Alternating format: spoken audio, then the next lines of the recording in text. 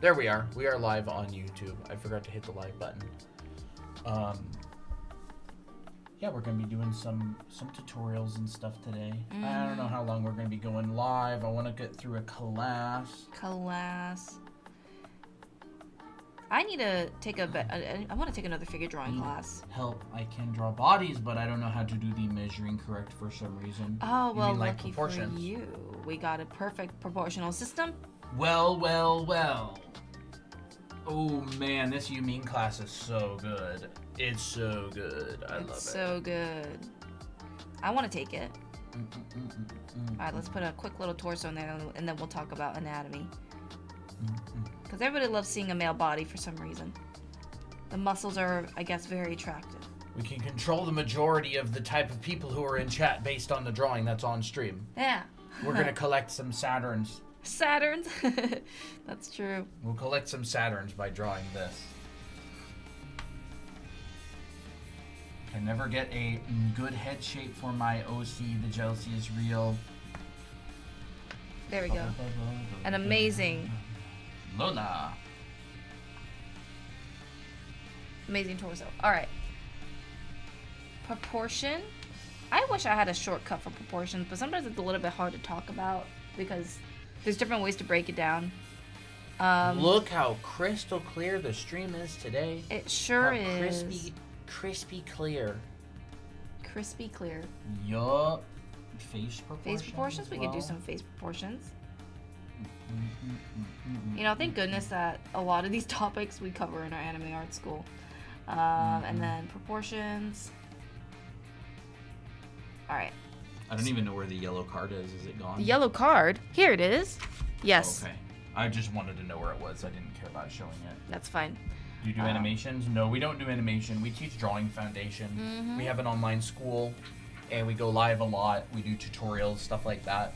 All for drawing foundation. Yes. So, like, it's basically geared towards people. Our content is geared towards people who want to learn the fundamentals of art so they can pretty much draw anything they want. That's the goal. Yep, that is the goal. And it's mostly from imagination. So if you want to be able to draw people, costumes, all that kind of stuff from imagination, or like your own poses, your own characters, stuff like that, that's what we focus on. But we don't do any animation. So I'm just kind of putting a framework here for proportions. It's so wide as usual. Oh, yeah, it is wide. I don't honestly. We need to look back into the width of this. Yeah. Because technically there is a width that we need to stick to, and There it's like is. a square. But I need to re-look into it. I notice it just gets wider and wider and wider every time it gets drawn, Isn't that funny? and eventually it's gonna be like 2 boxes. Two boxes Eventually wide. it's just gonna be a square. Yeah. All right, so. And proportion can be kind of whatever you want. This is just a line, and you can make it as long or as short. As long as you have the dividing correct, then it will look like a perfect human being. You got a line, you divide it in half. This is for an 8-headed figure. Now, if you want to make this person shorter, you can make the head bigger. Doesn't really matter. As long as the body stays, looks pretty believable for the head shape, then, you're good. You can kind of do whatever you want. But you got to start with the basic first, and then you can always change it later. Here, your upper body and your lower body are about the same height, so you just divide that in half, and this is your crotch. This is where your crotch is. And then that's dividing the upper and the lower body. So your upper body is the more complex part. And generally, I think the easier way is just splitting into 3 parts. So 2/3 of this box is your head. Second box is your rib cage. Third box, half of your third box is your pelvis. The bottom half. The bottom half of this box is your pelvis, and that's it. That's it for the upper body, and your arms is the bottom of your rib cage. So your elbows end at the bottom of your rib cage. Your wrist at the bottom of your crotch, Your and then your hand is about that big. I struggle with eyes so much. What kind of eyes? What kind of eyes? Like anime type or realistic?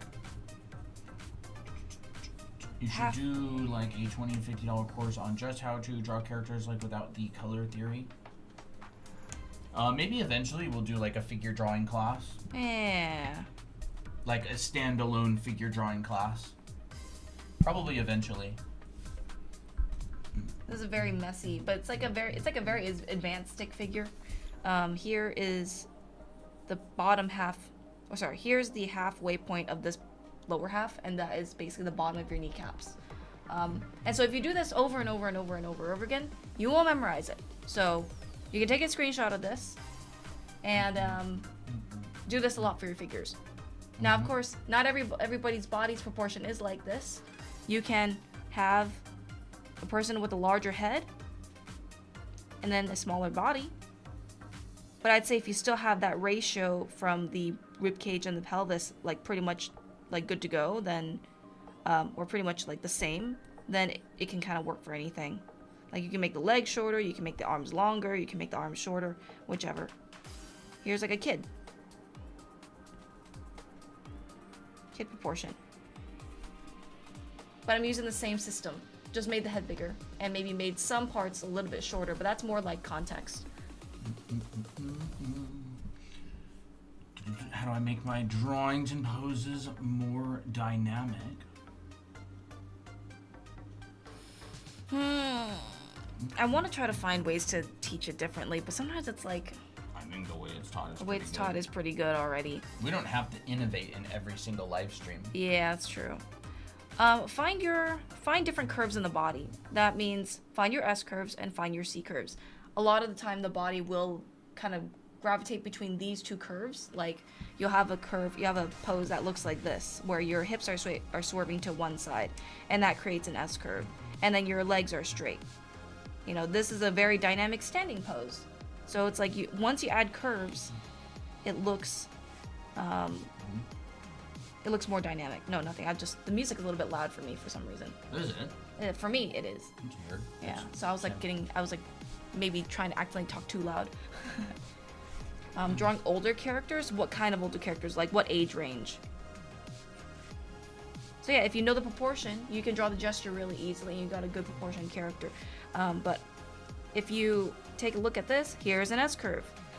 I've been practicing drawing people, and I'm studying with proportions or struggling with proportions. You can go over to our YouTube channel. Literally just covered it. You can rewind a little bit if you want. This is like basic people proportion for an 8-head figure. You learn this standard in pretty much any figure drawing class. And we also have a video on it on our YouTube channel. So this is our YouTube handle, Draw Anime Academy on YouTube. Yep. I was 2 minutes too late. Rip. It's okay.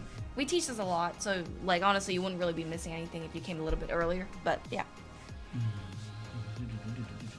Yeah, if you want to learn figure drawing, we do have a class in our anime art school as well. So you can check out drawanime.com. Yep.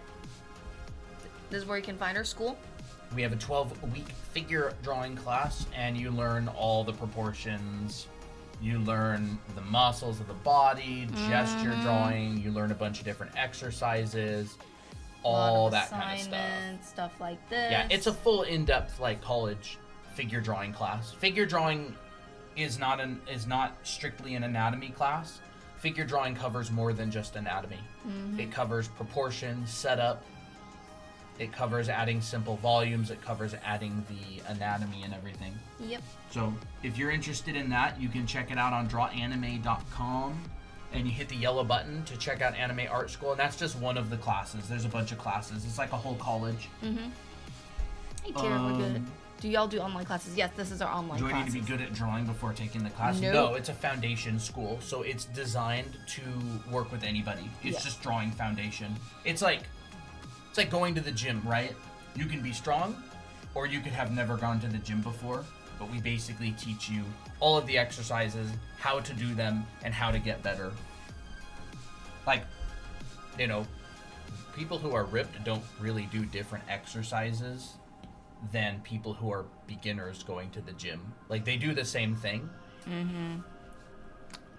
But yeah, for all the classes for the whole curriculum, which will take you probably a year and a half to get through, depending on how fast you go. It's $497, and it comes with a bunch of classes. So there's a costume drawing class, 14 weeks long. There's a perspective class, 14 weeks long. There's a figure drawing class, 12 weeks long. There's a background and rendering class, background painting, I should say. It's 14 weeks long. Yep.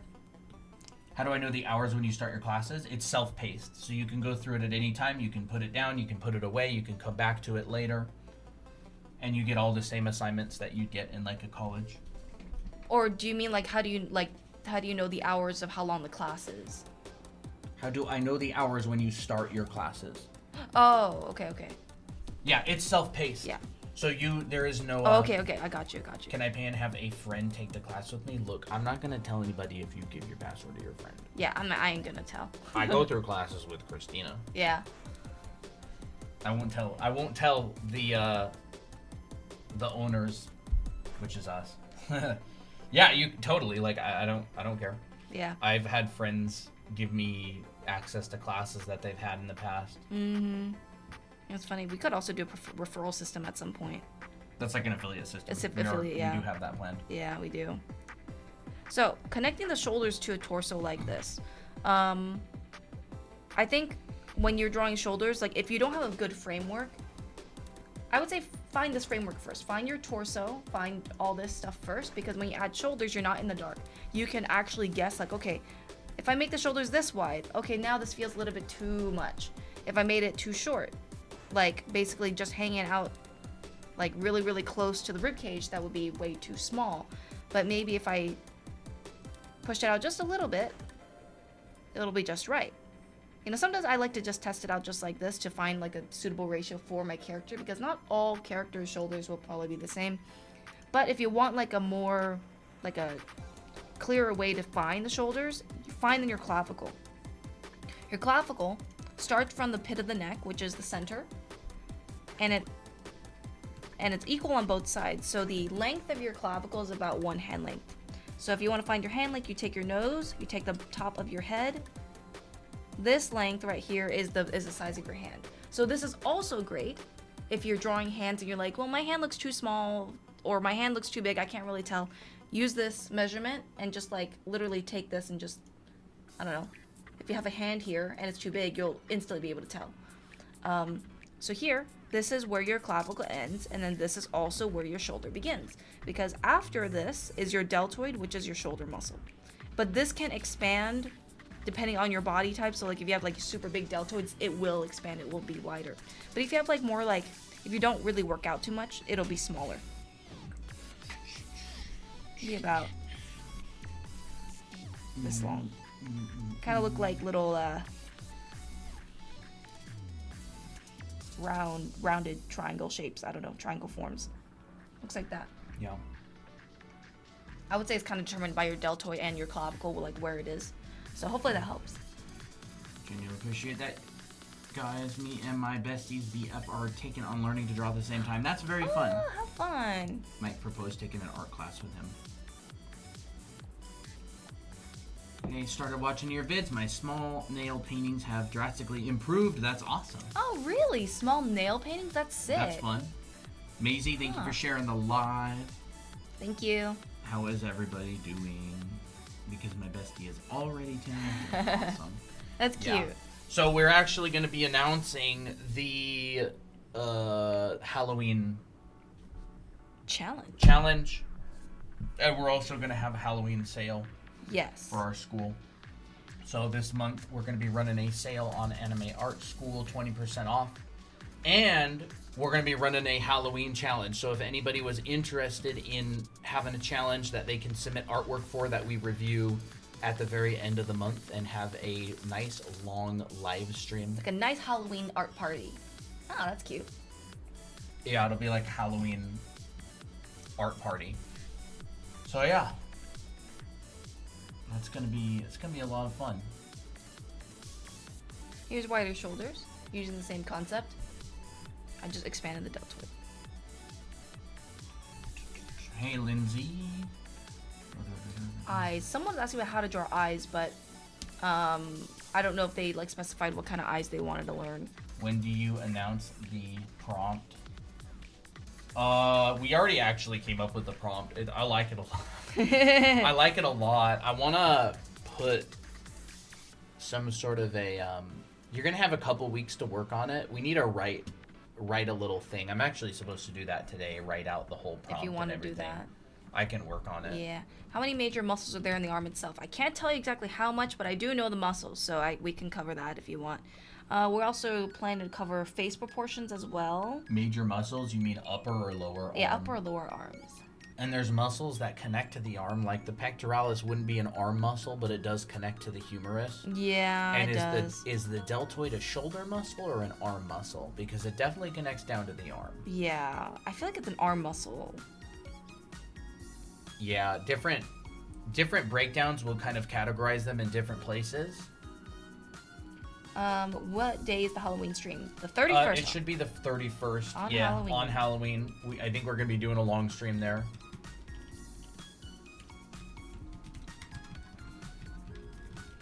Did you help with finger joints? I never got the shapes right.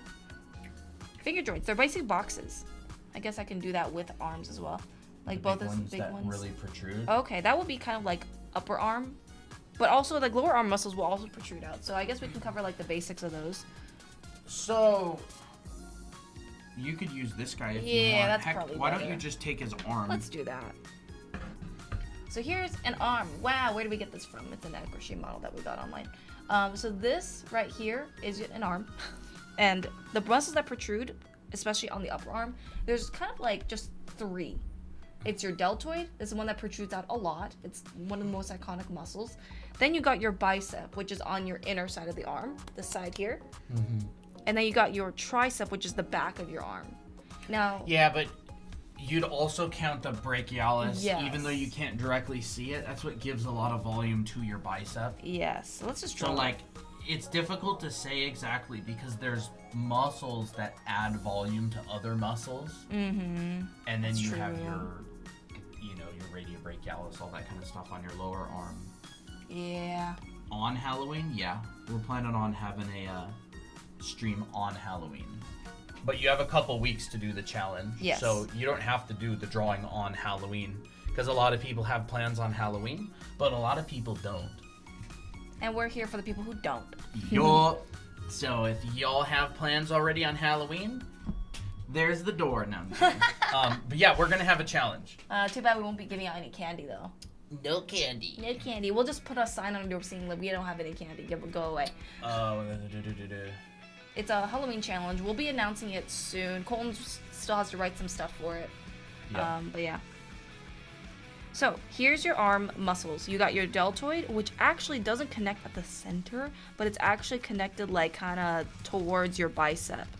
So you can actually see it right here. Here's the bottom of your deltoid. It's actually connected behind the bicep. I never knew that until I think I saw like a demo on it, and I'm like, what? That's crazy. Well, the more you learn, right? And your deltoid has this kind of shape to it. It looks like a shield, like a really round shield. That's what your deltoid is. But of course, there's going to be added bulk. Here's the top side of the deltoid. Here's the side. Here's another side, right? There's 3 heads on it. Then you got your bicep, which is on the inside of the arm. It's not on the outside. It's not on the back of your arm. So I think what people really get confused about is the direction of the muscles, like orientation. Because sometimes I will see students where they will accidentally put the tricep on this side and the bicep on the other side. They'll get it mixed up. Totally normal. I used to get it mixed up all the time. But Or they'll just call it the wrong thing. Or yeah, exactly. Or they'll just Like call that's it the wrong main thing, That which is the main doesn't ultimately matter It as doesn't. long as you get the shape. Yeah, as long as you get the shape, you're fine. But I think it helps to be like, okay, bicep is. I wish there was like a rhyme, like a song, like bicep goes on the front, tricep goes on the back, and tricep has this shape. Where are to you it. guys gonna post it? We'll announce it in the Discord server. I need to write the announcement today. Yeah. The bicep kind of looks like your calf. Funny enough. The tricep, you mean? Yeah, tricep. Sorry, the tricep looks like your calf. The tricep is your calf. Yeah, that's Like true. literally. That is true. Your tricep, those 3 muscles, are literally your gastrocnemius and your soleus. Like your tricep is the exact same muscle group as your calf muscles. Except in the calves, it's split into 2 muscles, but the triceps are grouped as like one. They're almost identical. You could literally make that an elbow. You could put an elbow at the bottom of that. Here's an elbow. Oh wait, that's an elbow. An elbow kind of looks like this. It's like a hinge, right? Yeah. So it goes like... and then there could be like a wrist. Like that. Yeah. Or, you know, add this a foot. could be...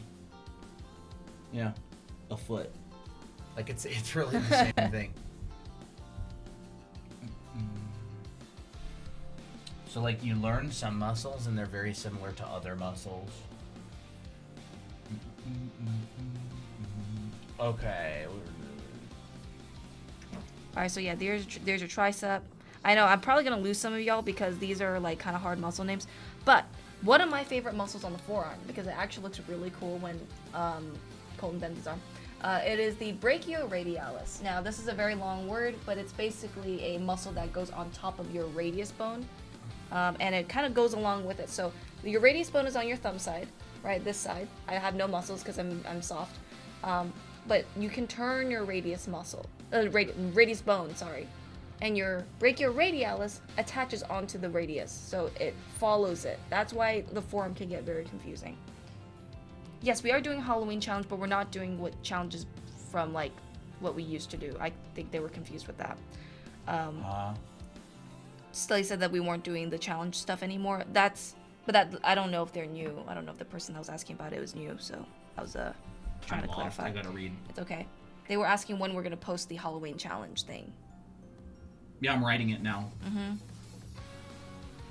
And then Slay, I think, said they stopped doing that, but I think they were confusing with something else. Yeah, we ended challenges months ago as we used to do them. Yeah.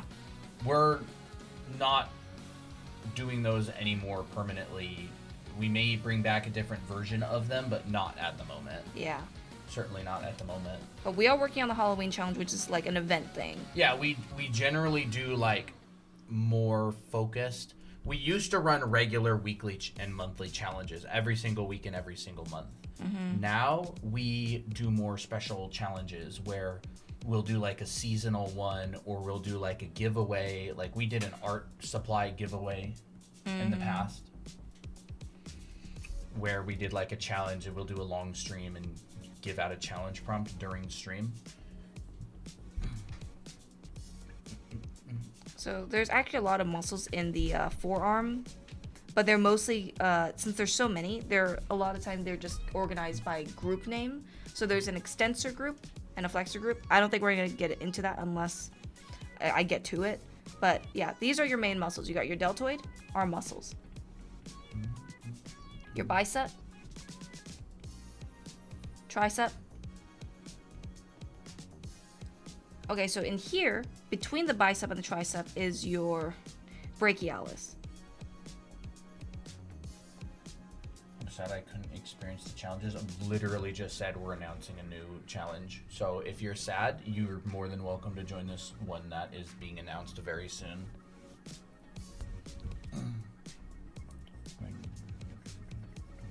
Brachialis, and then this is brachioradialis. It's the bigger one. This is all stuff that we teach in our anime art school. So like I know that this is like a lot of names, but like I say this a lot in our anime art school, where you will memorize these because I have you draw like a bunch of arms and label these muscles and stuff. So yeah, now comes your different forearm muscles. This I think would be, this is your pinky side, so that would be underneath of this group right here will be the flexors. And on top is the extensors. But we'll just say flexors. On top, extensors.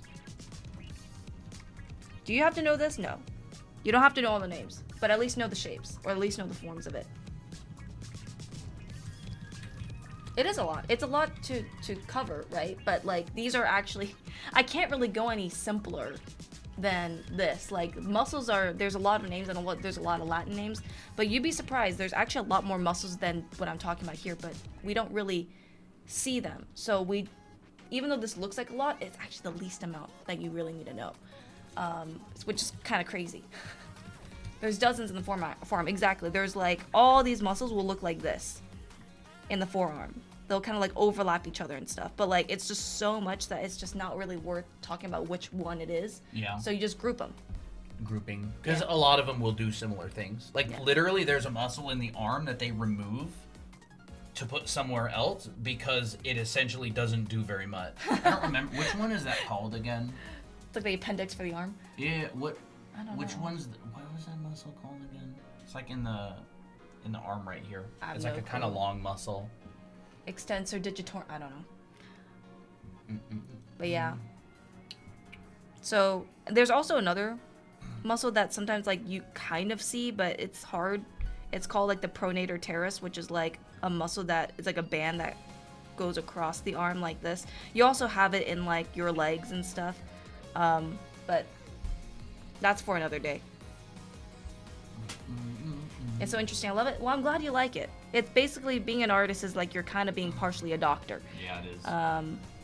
Oh yeah, I forgot to talk about the pecs. It is interesting to learn about. Yeah. It's easy to get down a rabbit hole though. You got to keep your goals in mind. Yeah. If your goal is to be a character designer or artist and you spend like hours and hours and hours and hours and hours learning like all of the muscles instead of say practicing shape language or form language or building visual library, it can really hold back. It can really hold you back from your goals. So it's very easy. Your brain loves to get distracted with things. So like if you Mine want to does. learn all those muscles, that's totally fine. But if you want to do something specific, like be a character designer or a concept artist, there's kind of like a really good hierarchy of stuff to learn. Yeah. Actually, what I like to do to simplify the forearm is I will draw my deltoid, and this deltoid kind of splits the forearm, kind of like a puzzle piece. So you got this deltoid right in here. This is the inner arm, and then your forearm is kind of shaped like this. So this is like the simplified version, right? But it's kind of like if you don't really know what's actually going on, it's hard to simplify and hard to know what's going on. So this is the forearm. Your bicep kind of clocks right in the middle, like that. I find that that's kind of like a fun and simple way to think about the forearm, because the forearm is very complicated. Here's your deltoid and stuff. It's kind of hard to see because I was drawing over it, but.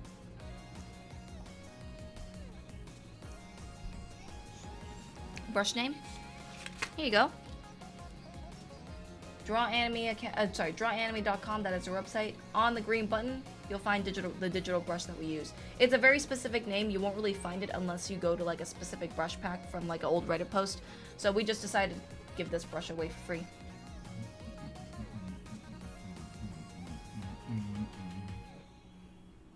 Kind of like a chain. Yeah, a chain's Yeah. a pretty common breakdown of the arm, like Yes. the deltoid to the upper arm to the lower arm.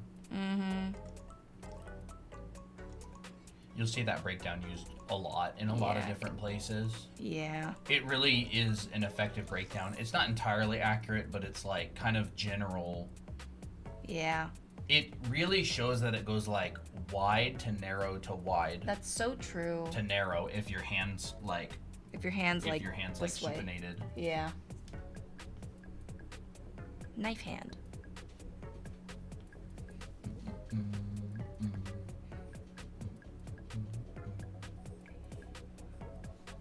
So yeah. That's an arm. For the most part. Like, I feel like that's kind of like the general way how it likes to connect.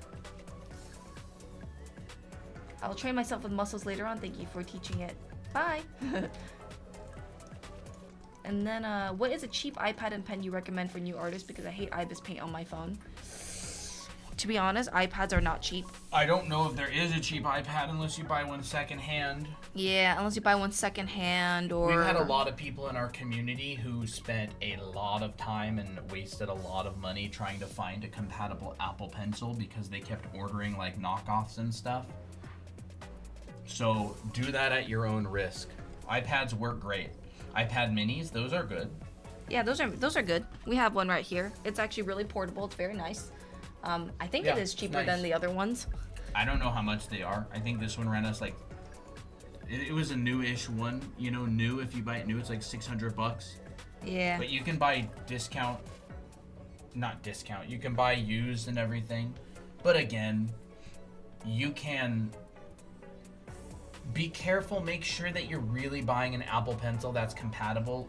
Apple loves to change their stuff. And make things incompatible with past stuff. Yeah. We've had so many members who buy. We've had so many members who buy Apple Pencils, and the version doesn't work. And then they're with like pressure sensitivity. So just make sure that you're double, triple checking, and don't take some random Reddit users' advice as gospel, because people can be wrong about stuff. Yeah, I would say, like, if you need to, like, go to an Apple store and actually physically try out the brushes, well, not the brushes, the pen, to see if it actually works and it's the one you want. Because I think that's, like, the most secure. But there's a lot of things that work. You don't have to use an iPad. iPad unlocks Procreate, and Procreate's an amazing drawing app, but a lot of people don't use iPads. Yeah. I mean, you could have a screenless tablet. I don't know what those kind of tablets are those called. would connect to the computer. That would connect to the computer, yes. Yeah, just look around, see what other people use. So head proportions, because that's one other thing on the list. You are going to be dividing a lot too. So if you thought you would only divide for the body, no, you divide for the head too. So you can also divide into thirds. There's a few ways to do it. I find that I sometimes like to start with the eyes, which is always in the center of the head. But sometimes that can get confusing with like the brow and the nose, and you're like, okay, well, where do I find that? So generally, what I like to do is I find my brow and my nose, which is generally in the 1/3 and 2/3 mark. So 1/3 is your brow, 2/3 is the bottom of your nose, and in the middle, somewhere between the middle, kind of around here, which is generally the center of your head, is your eyes. Can this move? Yes. You can make it higher, you can make it lower. Depends on your style, depends on your character. But generally, they appear right in here. And the reason is because you got your lovely little eye sockets. You got your brow and your cheekbone, and in the middle of that is your eyeball. So that's why it's placed in here. It's gonna look ugly, but you know, it's whatever. Most drawings look ugly before you actually make them pretty, right? Here's your nose. Take the nose halfway from the bottom, halfway from the nose to the chin is your mouth. Here's your eyes. We got head proportions. We got face proportions. Now, once you know this, you can stylize it to anime. You can do more realistic. You can do more stylized. Totally up to you. I've seen characters that work just by, having very, really, really tiny eyes, long nose, mouth like this. Oh, it looks fine.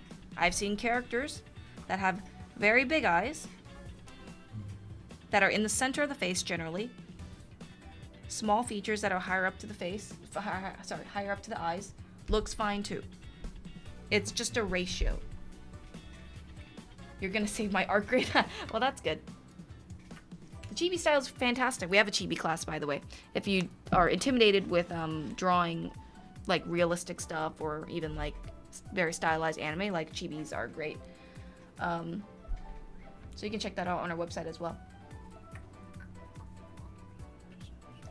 Artist, how do I make my drawing design character detail with light and shadow on body? How do I make my drawing design character... sorry, it's a little bit hard to understand the question. Do you mean like how to shade your character design? With detail? And to find myself doodling chibi versions of my character to fill in blank spaces on the canvas. Well, that's perfect. I like that. Sketches So Handsome, this one or this one? And the proportions for the female are basically the same too. You just make sure that the face is a little bit softer. I made the face a little bit rounder. Here, you got your brow ridge, you got your nose. That's about 1/3 of the way down, 2/3. Oops. And then I like to curve a lot of the features for the female. Like your nose will be more curved, your brow ridge will be more curved.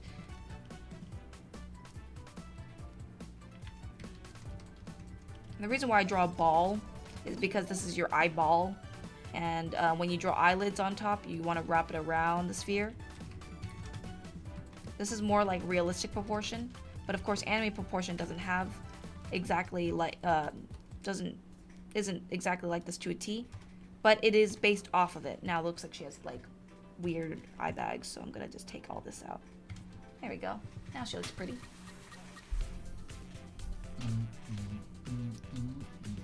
Is your sketch single? Yes, I guess. I don't know if you're into this. I was learning heads today. Let's go. Nice. I feel like Kitty. It's Toby! Toby! Hi there, baby. How to get better at reproducing art. I make good character design, but it's hard to recreate. I'm sorry, but the only thing I can tell you is just draw it a lot. Draw them a bunch of times and be very conscious of... Oh, so soft. Be Look very at- conscious of your Show. decision making. It's Toby. Hey, Toby! He's gonna be spoiled really soon. Huh? He's gonna be spoiled because he woke up from his nap. Oh. He's already purring. So cute. Alright. Yeah, there. Alright, so let's see what other questions are there. Covered a lot and stuff. Hair textures. I saw a question on hair textures in water or wind. Wind is easier because they actually retain the hair texture because it's dry. So like if you have like curly hair in the wind, it'll retain the curls. But with like if you have like a character that has, okay, one thing I would do is I draw the character's hair normally, as if there was no wind whatsoever. So maybe this person has very, very curly hair that's kind of short, or maybe long, whatever it is. And it's maybe like really curly and looks like this. Sorry, I can't draw super fast. Hi. Right, so this is my hair texture when it's normal. But if I'm putting it in the wind, basically all these curls will flow into one direction or another. So if I'm, oh boy. He's obsessed with walking directly on the keyboard. Cute little Toby, little jelly beans. Cute little pink bean. Anyways. So yeah, if I imagine this just flowing to another direction, so like let's say the wind is moving this way. Is it a strong wind? Is it a harsh wind? Is it, you know, if it's a gentle wind that's like really nice and breezy, you won't get like hair that goes like this. That's way too windy. You want like a gentle sway, so you really want to focus on having a good gesture. So like you can even start by drawing arrows. Like, okay, I want my hair to go this way in this general direction, but I'm happy to have offshoots. So as long as the hair goes in this direction where the wind is blowing, you're good. And as long as you overlap, you're good. So here is the wind. What do you want? You know, I want to make sure that I'm overlapping these curls because that's also good for wind.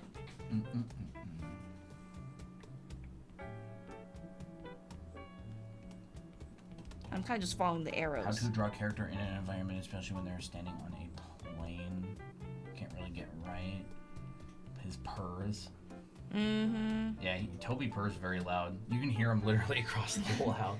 Sometimes I'll be like, what's that purring noise? And he'll be like in his little nest and kneading and he's purring super loud. I'm like, do you hear that? It's like, He'll be like.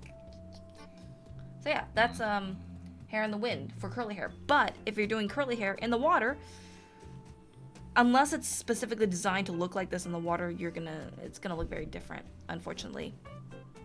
I know that in anime, like if you have like a mermaid that has curly hair in their design, they're gonna retain that look. Like it's just gonna look as if they weren't in water in the first place.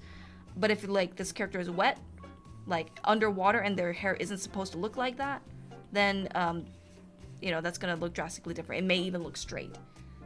So I would say just for like simplicity's sake, retain the curls. Like because I don't know. I don't think people are gonna grill you, being like, "That's not how curly hair works." I'm like, dude, it's anime. It's whatever. People do whatever they want, you know. I mean, you could technically maybe make the hair a little bit looser and more wavy, because that could also be what happens. But I would need to look at reference. You know, you could even look up someone saying like, "Oh, I have curly hair and this is what I look like underwater," and then you could use that as reference. How do you make the head symmetrical? Whenever I draw the head, it looks symmetrical until I flip it. Okay. So, I think... I have no drink. I don't think that you can... Unless you practice a lot, and you really, like, try to make it symmetrical, most drawings aren't going to look symmetrical, like, no matter how hard you try. Because...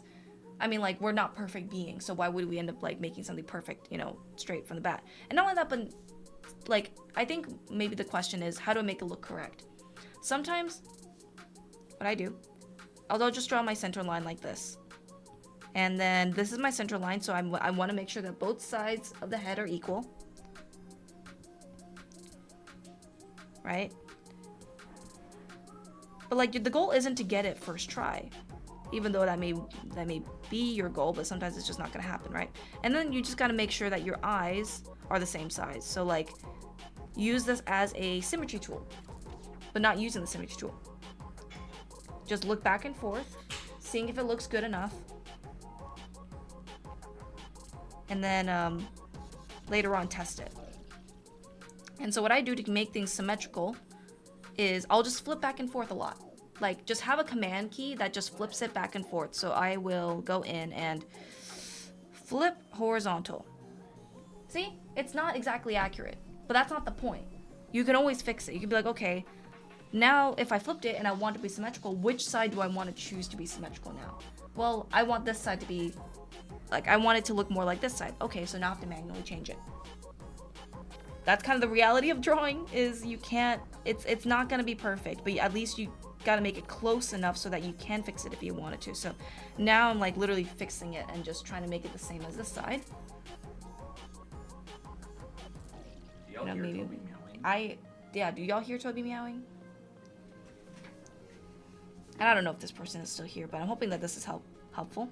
You know, maybe the mouth is a little bit off-center, which, you know, if you want it off-center, that's totally fine. But if you want it completely symmetrical, you want to put it in the center. So then we'll flip it again and just check.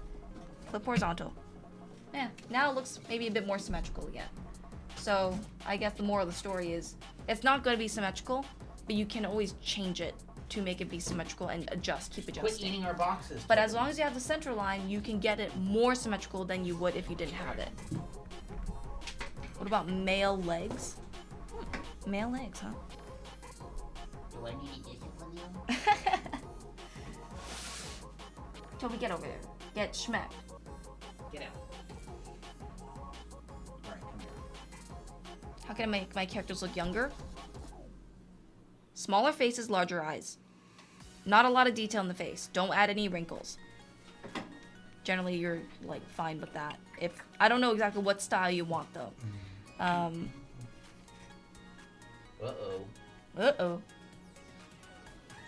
Uh-oh. He's spoiled again. But yes, we teach a lot of this in our anime art school. So if you have any questions, you know, you can ask about us about the school. Hey. Whatever. Let's hope he doesn't ruin stuff. We'll do some male legs. Male legs. I would say this is feminine. I will go with feminine and masculine first. Feminine legs will have a lot more curvature on the thighs and smoother curves. Right, this feels feminine. Feels very graceful. More masculine legs will have, oh yes, I want to talk about fingers too. I will write that down. Fingers. Masculine legs, you can basically take the same structure. You can take the same structure and just bulk it up. The more defined you make your legs for guys, and less like flowy it is, it will generally look more masculine. So like here, I'm literally just like pushing out muscles like the quads.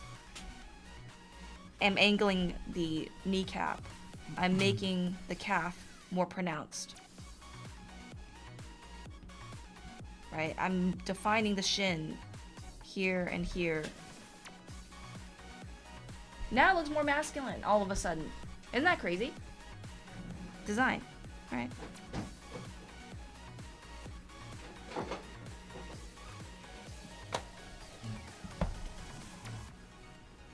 So let's see here. Feminine leg, more curves, less muscle definition. Yes, if your character is more sporty, you can definitely include more muscle definition in the female leg. Totally fine, up to you. But with guys, it's going to be, you're going to have a lot more harsher lines, harsher muscle definition. You want to treat Toby? Is that what you want? This will actually help a lot with my soccer OC. Oh yeah, for sure. You know, probably, I mean, I don't exactly know what soccer legs look like, but, you know, maybe they have really defined calves, so define your calves. And also, you can also think of it in terms of shape language, right? If you want blockier legs, you can start with something as simple as, like a simple armature that already shows the shape language of the legs, right? So then you can just fit your muscles in here. So like, okay, well, maybe I want my muscles to look more blocky. So I will literally like change the shapes, change the overall shapes to make it feel blockier and fit within this parameter. So now we got a blocky looking muscular leg because we decided, okay, we're going to make this blocky, but we're still going to keep it muscular to make it more masculine. And it doesn't look feminine anymore. There we go. I mean, I meant I struggle characters draw young in anatomy. Okay, so if you want to draw like a child, don't. Yeah, okay, this is the challenging part because if you're gonna draw like adolescents, really don't add much curves and don't add a lot of muscles. They're still in development, so a lot of time you're actually gonna have a lot more of a curvy, like kind of a more slender body. We actually have some character body types for younger characters in our book too, which will show, you know, make the head big. I'll show in a little bit. So you make your head big, right? Keep everything very toned down, like almost tubular, because they're not developed, right? Notice I'm not adding any muscles, keeping everything very smooth. I'm not adding any crazy pecs, no abs. I mean, yes, you could probably add a bit of a center line in here and maybe a hint of the pecs. Totally fine, up to you. We'll give them some boxers. And, you know, even like kids' legs are also can be very chubby, or they can be very smooth, and automatically this person looks younger.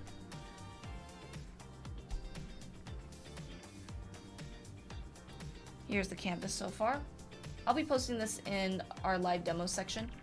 In the Discord server. Mm-hmm. Yeah, if you want to join the Discord server, you can go to this link here. Oh, yes. There we go. Sorry. Yeah, you can go to drawanime.com. It's going to be it's literally going to say Discord invite, and you can click on it and join the server. Make sure you open it in your browser if you're on mobile. Mm-hmm. If you go from the linky on our profile. Why does the leg bend instead of go straight? Do you mean like when you're standing? It's just more of like asymmetry. Like the body's actually naturally asymmetrical. I mean, it's symmetrical, but also asymmetrical in some parts because design is like inherent. So let's see here. This is a figure from John Asaro. He's the same one that made the Asaro head, and this is his Asaro body breakdown. Mm-hmm. And he has a really nice way of breaking down the legs. But Yes. essentially it has to do with the bones Yeah. and how the muscles are positioned. Well, the bones actually angle inward. They don't angle like straight down. Yeah, especially on a female. Yeah. The femur tends to come out more and it angles the bones more. Kind of looks like this. Yeah. Like those anatomical differences Mm-hmm. create a lot of variation. Some are very similar. Well, yeah, his breakdown, he essentially breaks down the leg into a curve and then another curve, like this. It's kind of like a W shape. Mm-hmm. It works really well. You should see his oil paintings, Asaro's. They're really, really good. And generally, the one on the outside is more curved than the one on the inside. And then all these are just extra pieces. The other side of the calf and the inner leg muscles are just extensions. Not extensions, they're just add-ons. But the main curve is this. Right in here. Are you guys giving lessons on clothes too? If we feel like it. Yeah, we do teach clothing a lot. Yes, we do. We actually also have a clothing class in our AMA Art School as well. Yup. Mm-hmm. The back has more muscles, that's why it's more shaped. The back actually, let me think. How many muscles does the back have? I don't think it's that much more than the front. Yes, there's a lot of muscles on the back, but it's actually covered by a long like sheet. So, this sheet right here. What's that? Just back muscle. Oh, yeah. The forms of the back actually is kind of like it tends to go like this. Yeah. Oops. Like the forms of the back sort of go like this in a lot of ways. Mm-hmm. You can actually see that here. It's very simplified. The forms of the upper back are kind of like a W shape. Yeah. That's a really, really good starting point, by the way. This is your spine. Your spine is a S curve or W. So like you got your cervical spine, your thoracic spine, your lumbar. And this is your center line. Here's your rib cage. Here's your neck. And then this part right here, these tubular shapes here right here, is your rectus spinae. Better days. Aw, poor thing. Big scar right on the face. Delish. Then you got your obliques and your other muscles here. Actually, this is a great way to just simplify the back. Like sometimes I don't want to draw the back muscles all the time, so I just do this. It's just easier to do this. Does learning all the muscles of the body play a big part in anatomy, or are the major parts in how the body moves? I mean, anatomy is the muscles of the body. Like, anatomy is just like anatomical information, right? Bony landmarks, what are the bones called? What shape are the bones? What are the muscles called? Where do they connect? Where's the different, anatomy is kind of like information about the body. And that'll definitely dictate how the body moves. Mm-hmm. I guess I'm not really sure what your question is. Does learning all the muscles of the body play a big part in anatomy?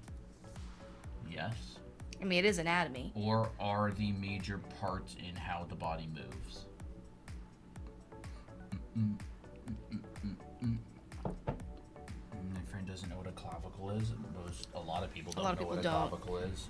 Maybe if you said a collarbone, perhaps maybe they'll know. I always struggle with simple poses. If the character is standing up straight, I never get them to look right. You can find the center of balance of your character. So if your character is just standing like an A pose, which is generally great for character design, just to design really simply, your plumb line is gonna be straight down. We have new students here. Hello, welcome. Yeah. Welcome. This is also Procreate, Gabby. Mm-hmm. Where did you buy your Asaro head and body? 3D printed them ourselves. Yep. So, unfortunately, you can actually see this Asaro head. You've got a complicated side, and you've got a simple side. But this Asaro head, we actually have both simple sides, because I actually took it into Blender myself and mirrored it, and then 3D printed it.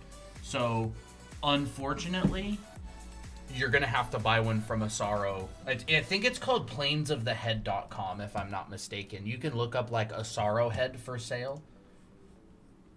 You can buy it from his website directly. He has these, but again, these are models that I 3D printed. I found them online and kind of vetted them, made sure that they were pretty accurate because people are just building these like as replicas essentially. And sometimes they're not like super accurate. Yeah, like you'll find lots of bad 3D modelers who make Asaro heads and they are not accurate. Make sure you find one that's like pretty good, pretty accurate. But I had to 3D print it myself and had some failure test prints, and then I had to glue it together and everything. So it was a little bit of a trial and error. And if you're 3D printing it, make sure your wall thickness is pretty thick because you don't want too much light penetrating through the head. You want it nice and kind of matte. Like this big Asaro head here, it literally has seven walls. Like how 7 thick the walls. plastic is. It's heavy, bro. Wow. Girthy. But that's more like nerd stuff if you want to print your own. Here's another standing pose. A little bit more relaxed, casual.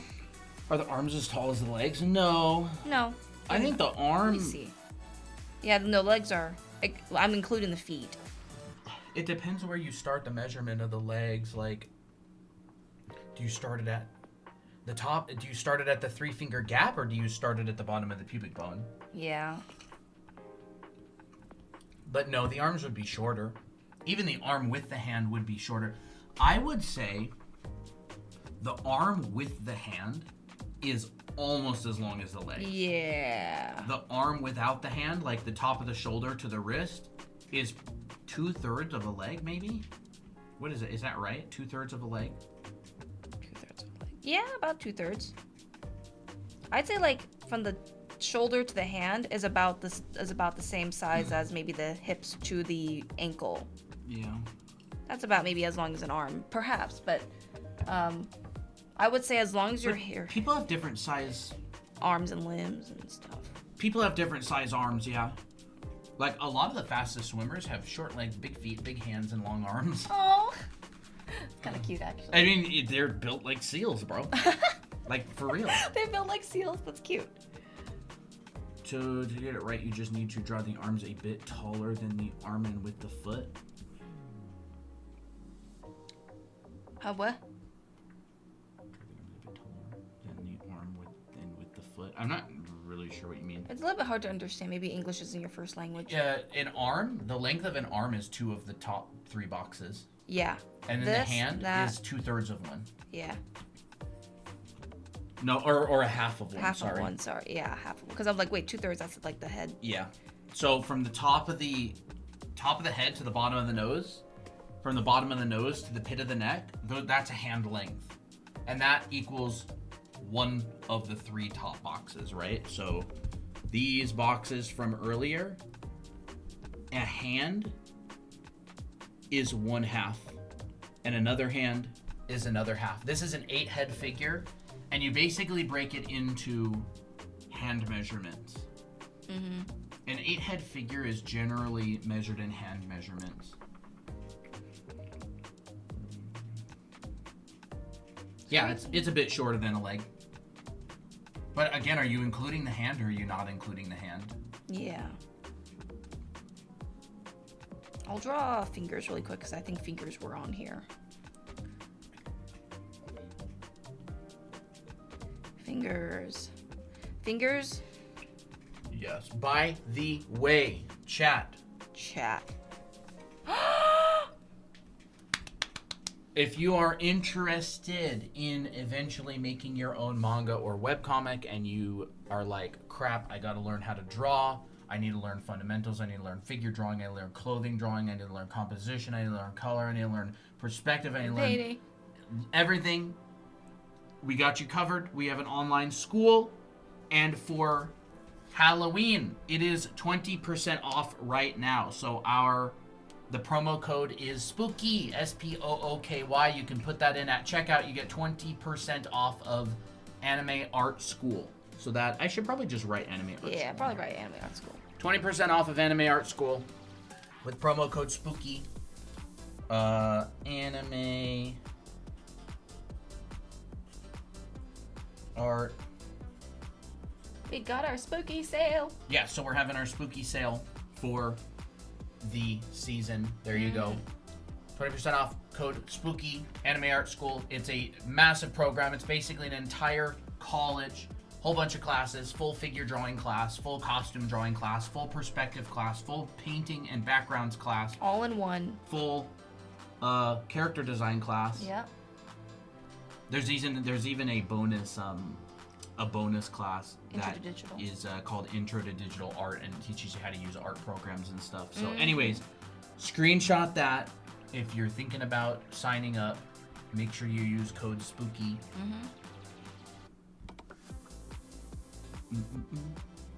How much is it? Well, how much With is the it now? code, it would be like $3.97 or something. If you're drawing stylized character that has like chibi proportions or something, do you just ignore those guidelines? No, you would modify them. You kind of like squish it. It's like proportionally like edit it down. The difference between the way you guys draw manga and comic bodies. Not. I find It's a that different stylization. comics are a little bit more anatomical information. Like it's all anatomy, right? An arm is an arm. Yeah. A bicep is a bicep. An anime character and a Marvel comic character, they're both gonna have biceps. They're both gonna have triceps. They're both gonna have elbows, right? They're both gonna have pectoralis muscle. It's just the way that it's stylized generally. Like, look at that. It's all the same anatomy. It's just. Like they tweak the proportions and the style a little bit. Yeah. But a figure drawing class, like a manga artist and a comic artist, they would take the same figure drawing class. Yeah. I mean, I remember hearing about a story about this comic artist that he used to draw a bunch of like comic characters, and he wanted to apply for like a comic studio, but then they told him like, hey, your stuff is good, but you got to take a figure drawing class, and to learn the actual anatomy and stuff. Figure drawing is figure drawing, no Yeah. matter what style you're drawing it in. Like it's Like- the basics of figure drawing is something that Disney artists learn, Yeah. cartoonists take, manga artists learn figure drawing, comic artists learn figure drawing. You can see that like it's very focused. Like I find that comics have a lot of anatomical information. Like comic They're artists. very defined. Yeah, actually, we saw what's his name at David Finch? David Finch at Fan Fusion here in the Valley. Those guys are so good. Those guys really, really know figure drawing well. They do. They're very good. You know, we have figure drawing class, but yeah. Yeah, but it's figure drawing is figure drawing. Figure drawing. Like here's your clavicle. The proportions are the same. Here's that hand length. Hand length on both sides. This is like a It's pretty just a standard toned dude. It's just a toned Yeah. dude. Yeah, like here's your pecs. You're just changing proportions slightly. Like he has very defined very defined deltoids. Like this is a pretty hardcore 8-head figure. Yeah. You know, a very built male within an 8-head figure. I would have never guessed that this is Spider-Man. I always thought he was more lankier than this, but you know, I guess it depends on the artist. the artist and Yeah. who's drawing it. I mean, it makes sense though. I mean, like maybe contextually he would look more. He looks more like lankier than the other characters. Yeah. What's the best drawing pen to use? That's subjective. That is subjective. It's very, very subjective. People have wildly different preferences. You can get this one for free. Make that look so easy. Christina has taken many figure drawing classes. She has taught many figure drawing classes from start to finish. Yep. And she's done a lot of anatomy studies as well. It's basically it's like a quantity amount. It is physically impossible for you not to know anatomy if you've taken the entirety of like 10 figure drawing classes and you draw anatomical breakdowns over and over and over and over and over and over. It's the reason that you can talk is because you just hear words and use words so many times, it comes to you. It's a language. It's a language. No. If only Saturn was here. This is what people want Jake to be like, but he's not. Yeah, but like, look, I just put an anime head dude. Anime head. Wow, look On at it. that. It's an Ah, anime character An now. anime character. Yeah, exactly. That's crazy. Foundation, guys. It's not about style. It's about foundation. Once It's you know the foundation. Anime. How long is the code on for? Up till Halloween, I think, right? The deadline for the sale. Yeah, it should be during this month. Mm-hmm. So y'all better hurry because it's gonna go away. Yes. Is what I'm saying. Y'all better hurry up Mm-hmm. because it's gonna go away. 20% off of our anime art school. You can get the it's gonna be the yellow button on drawanime.com. Yep. Take you to that page. You can put the code SPOOKY at checkout to get 20% off. So if I can't afford figure drawing classes, am I just not going to make it as an artist? No, I It's mean not that. it's not really. Not really. It's not about affording figure drawing classes. It's about learning figure drawing. Yes. Like you can learn figure drawing. You can piece it together. You can get books. But like also broke is temporary. Like people can make money. Like I would. Like if I were starting from absolute scratch with art again, I would go straight to get a job so I could save. It wouldn't be an art job. I would be like, I'm gonna save up for mentorships. I'm gonna save up for classes. You learn so fast in a mentorship, it's ridiculous. And then I would spend all of my spare time practicing. But there's so many free resources out there. Yeah. I mean, like, Proco's a great resource for figure drawing. Yeah, there's And a he's lot. free. There's a lot of good free resources as well. I mean, Yeah. we teach it all the time on stream. You have I to mean, just do the practice. Nothing's though, stopping yeah. you from taking everything we're doing today on stream and practicing it 50 times. It's not about affording. It's about also just like doing the practice. Like where there's a will, there's a way. You know. Like I can imagine the style being Does like. the chest muscle go in front or in back of the deltoid? It goes. It tucks under- in. it It tucks goes under. Tucks under. So you deltoid first, then underneath that is the pecs, and because the pecs actually hang on to your humerus bone. Yeah, if you've seen people do both, the people who are doing it the other way are. Where's their muscle connecting, bro? Like your muscles connect to the bone. Yeah. If you put your pectoralis over your deltoid, where the heck would your pecs be connecting to? Yeah, that's true. You don't connect muscle to muscle, you connect muscle to bone. Muscles overlap a lot, so there's always like this kind of stuff happening. It's kind of like a braid. And actually, Yeah. heck, an arm is a braid. Kind of looks like it. Yeah. Odd question. Whenever I draw eyes with an iris, they look absolutely crazy. Any advice? Pupil is what I mean. Well, I mean, iris is. I used to interchange those terms a lot, but the smaller your eyes are, the smaller your pupils are, or irises. There I go. The crazier they look. Now, if your irises are the same, or are like a decent size, but your pupils are extremely small, you know that could be a good stylistic choice. Totally fine, but you can make it bigger. Like that, and now they don't look so crazy anymore, do they? But if their eyes are like really, really dilated, you know that looks a little bit unnatural, unless it's like a specific style, right? Totally fine, up to you. Hey Nana, Hey, what are Nana. you doing tonight? We're doing tutorials. Yep. Tutorials. And I need to get back to my Yuming class too today. Bro, When do we go you were live? talking about some really cool stuff. What? When do we go live today? When do we go live? When did we go When live? did we today? go live? Yeah. An hour, 10 Oh really? minutes ago. Oh wow. Why? I don't know. I was just wondering.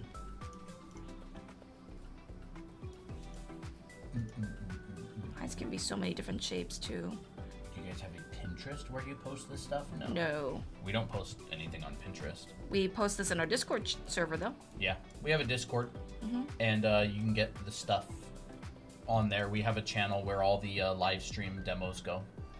Yep.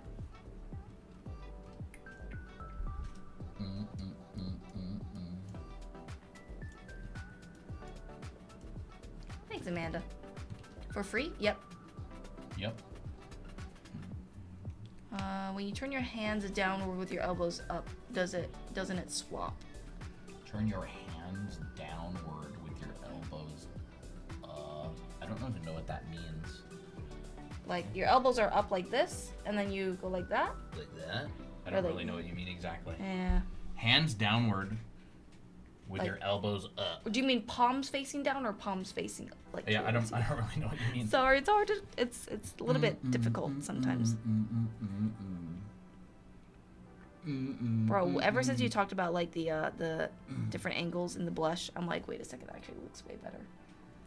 Yeah, but I find that they slant them quite a lot. Like, okay. I mean, it depends on who's doing it, but like they'll kind of jitter, Okay, jitter. like jitter Okay, back got and you. forth, rather than like all parallel. Some people will do them parallel. Mm-hmm. It really depends on who's doing it. Yeah. If you're drawing a stylized character that has, oh, you already answered that. Peach, we also have a video on Chibis which talks about some proportions as well. You can also check out that video. Image of bodybuilders posing like this. Oh. You mean like you that mean sort of you thing? mean like this? No, it connects underneath. Yeah. It doesn't switch or anything. Like the bicep will be on the bottom, but that's just because your arm is the bottom part of your arm is facing downward. Your bicep will still be in the same place. So like I would literally go in and just like say, okay, here's my bicep, and I point it and I do the pose. My bicep is now up here, but that it doesn't really change its place. It's just shifted because your arm shifted, if that makes sense. That's how I generally like to find muscles if I'm like confused on how the arm is turning and stuff. Can you explain how to draw hair? Yeah. What kind of hair do you want?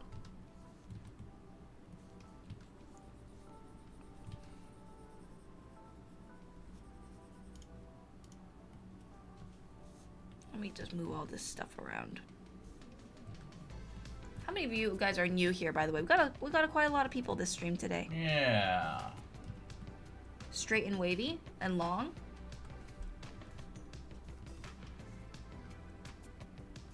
So, there's different kinds of straight hair.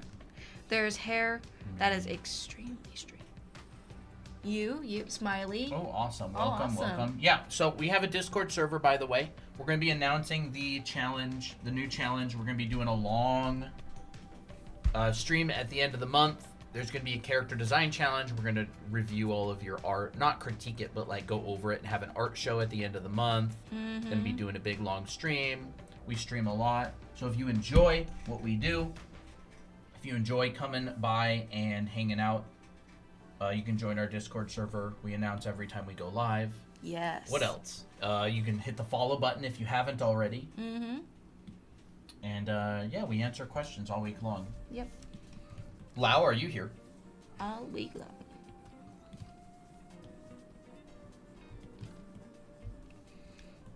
So, straight hair, believe it or not, also has some curvature. Hey, Lau. Lau is here. Okay. Let me go to Unions. Straight hair can be very straight, but you can also notice that there's a very subtle curve. Yes, there is hair that is is as straight as a straight line, but that's kind of very hard even for beginners to like draw with fluidity because beginner artists already start with something that's very stiff. So in order to make this like really, really straight and make it also look good, it's a little bit challenging. So I would always recommend curving it just slightly, just to kind of train yourself to be a little bit more fluid. And this is just how straight hair reacts. You know, there's still overlap in the hair. Right, so think of it like sheets of paper, like really thick paper going over a sphere. There's also a backside. You know, this is a very simplified version, but you can always make it as detailed as you want. But that's like straight hair. You know, if you want wavier hair, there's like different kinds of wavy hair. There's like, okay, well, I want you to think about the rhythm, right? Because there's wavy hair that's like this all throughout. There's wavy hair that's straight in the beginning and then wavier at the bottom. So you basically want to take that gesture and put it in the hair. And then there's also like just hair that's just maybe not as that maybe the curls are a little bit more flowy, more like ocean waves, not as bumpy as this. So keep in mind of what kind of wavy hair do you want. Yeah. All right. I thought you would probably think this is really interesting. Wow. I was going through Yuming's painting class, right? And he's talking about different ways to show form without changing the value. And so he was talking about that he does this a lot. So here's one of his paintings. He actually used this as an example. And you can see if you turn this black and white, there's very, very, very little color variation in like this, or not color. There's very, very little value in this area. But you can see that he's actually showed this downward facing plane right here with color change, with the temperature change, rather than with the value change. That is so And so he was saying that like you can show form change a lot through just color change. And he had a whole lesson on it. It was really good. So for example, you know, you can make like a box, and you can make this like a warm box, and then you could change the temperature and draw a different side of the box and show form change without actually showing any color change, or without showing any value change, right? And you could come over here and you could make this side say blue. Wow. And you could make this box It's so juicy already. that has form change without messing with your values. So if you turn this black and white, the cube is basically stays within the same value group. And so, you know, you could come down here and go, It's like he took the concepts of like value grouping and then just like obliterated it. well, just he ignored it. plans out his values in the beginning of a painting. So like right here, you could have a different value. And so you could essentially have a really cool, Holy cow. a really interesting read, but you're keeping the value grouping of this cube intact, right? So you could even have some like checkerboarding or something going on, It's crazy how in the like vibrant background. the blue is. right? And that's like a sick read right there. Like in my opinion, that's a pretty sick read. But he was talking about it with that. So he'll do all kinds of portraits and all kinds of stuff. He's got a lot of really nice stuff on his website. But like he's doing it everywhere. Like in this piece, I'll have to screenshot it. I love that. In this piece right here, you can see he's doing that as well. See? He's showing plane changes like this, right? Like this. Here's the planes of the face. He's got this plane facing upwards. He's got this catching that. But if you look at it in black and white, it's all value grouped into the same exact thing. Oh my god. And so then he's got light coming in like this. Really dynamic, interesting shapes too, by the way. And he shows a lot of form change through just color temperature variation. Like, especially like right here. This is all facing towards the cool. This is all facing towards warm. But if you take away the color, it's basically just one value group. Oh my gosh. Even back here, like this is value grouped together too. Like this is all linked. And if you add it, if you turn it into color, it's just done very well. He had a whole lesson on this in his class. It was really good. It was really good.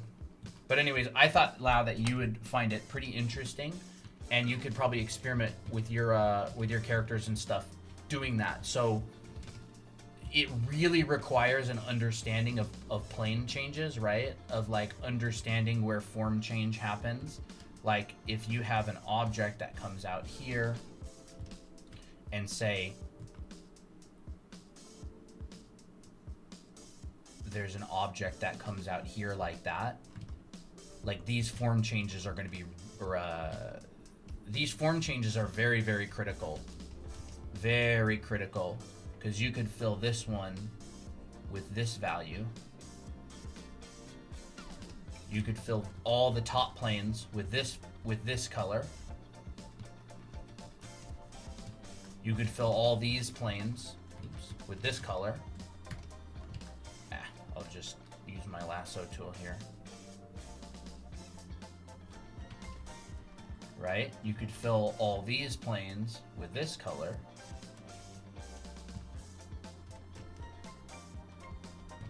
What artist is it? Yuming Lee. Yuming Lee. Yumingli. He has a pretty big Instagram. I'm going through his class. I have a bunch of classes. I'm always taking classes. It's pretty good. It's pretty high level. If you don't know foundation, it's going to be kind of difficult to follow along. But I really recommend it. And I like supporting artists as well. So I very much would recommend taking it, checking it out. What app are you using right now? I'm just drawing in Photoshop. Wow, that's so cool. Right? So like you could easily, and then you could use that same logic and go, you know, could make a little ground shadow or something, the same value Oh wow. if you want. Look at that. And that's the logic, right, behind stuff like that. He uses a lot of simultaneous contrast as well. All this in here, this is all simultaneous contrast of color. Like, it'll break your brain. It's crazy how it works. You have, say, one color, right? Let's just go this color right here. Ready to get your eyes zapped, chat? Yeah, you ready to have your eyes electrocuted? You You take another color. Yuming. You take another color that's very different in hue but very similar in value, and you put it on top. It'll vibrate. It like vibrates against, they vibrate against each other. So if you turn it black and white, you can see very, very low contrast. I could probably even go up a little bit in value just to match it better. Maybe down just a tad. There you go. So I'll speckle it all around, turn it off. Cool. And it like electrocutes your brain. That's called simultaneous contrast of color. And a lot of artists will use it, right? They'll use it in like different interesting areas too. Like, you know, they come in here and they'll do stuff like this. You know, maybe they'll have a little bit of stuff in there like that. And if you turn it black and white, that read still stands. Like that graphical read is still there. I think Nathan Fowlkes talks about this sometimes. Hair lesson is still continuing. We just had to pause because Colton's teaching something. I wanted to show Lau something. She's one of our regulars. Is this class a live class or similar to Draw Anime Academy? Or it's his class, sorry. Is this class a live set? Oh, it's recorded. It's a recorded class. Yuming Lee's class is, I don't know, a couple $100, maybe $200-$300. And it's like, I don't know, 30 or so lessons. But it's very good. He's a very good painter. Very, very good. But it's not a foundation class. He more teaches, it's more of a class that teaches other professionals tips that he's picked up over the years. So just be aware of that going in. I really recommend it though. Yeah. I would say it's good to have for the future, but also like, you know, good food for thought, even in the present. So here's a texture where it's like wavy, where it's all throughout, but notice that it's not wavy like towards the top of the head. Generally for this kind of hairstyle, it's actually wavy towards like as it goes away from the sphere. And then you got one that is straighter on the top and then wavier towards the bottom. Totally up to you. But just think of your hair or your hairstyle like a blanket, like a wispy blanket, because it has a lot of volume. Like you don't want it to cling to the scalp. You don't want it to be like, I don't know, like wet hair, because wet hair clings to the face and it has no volume at all whatsoever. So main thing is focus on gesture and have a lot of overlaps. How would you recommend drawing frizz? So frizz, I've seen a lot of Disney artists. Actually, I'll give you an example. Let me look it up real quick.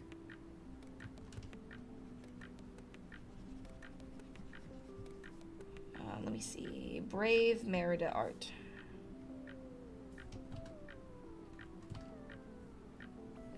So the way how a lot of Disney artists and people draw hair, like frizzy hair, they literally just go in with like a dark mass, like this, and then they just put a bunch of scribbles because the mass is what it gives the texture, right? So if I were to draw frizzy hair and kind of use the same concept, what I could even do is go in with a brush and just cover the hair with a large mass, just like this. This is thinking about things in a more graphical standpoint rather than about lines. And then what I would do is I would take a darker line and then I would start carefully selecting some strands out and just kind of pushing them out. So, but we still have the volume of the frizz, right? And then we can also add extra hair outside of it. Now this is like a very quick and dirty way to do it, but it gets the point across, right? And some people even like to scribble within it, within this batch, right? Within this mass to give it that extra curl. But I'm using this silhouette to follow. I'm using the gray in the background to use as silhouette. You know, another way that you can do it is by starting with the outline. So frizzy hair can also be like silhouette focused. So you can go in with a mass just like this, and on the outside you can add individual lines.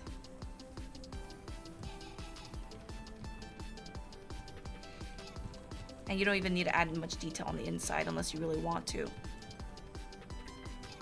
But it feels frizzy now. Right? And if you want to, you can take in a slightly darker tone and just define some of the frizz. And I like to use hatching that is like reminiscent of like a cylinder to imply the detail.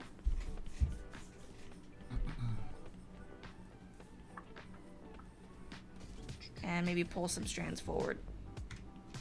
Do you recommend gesture drawing? Yeah, yes, it's great. It's great. How do you make that look so easy? I did a lot practice.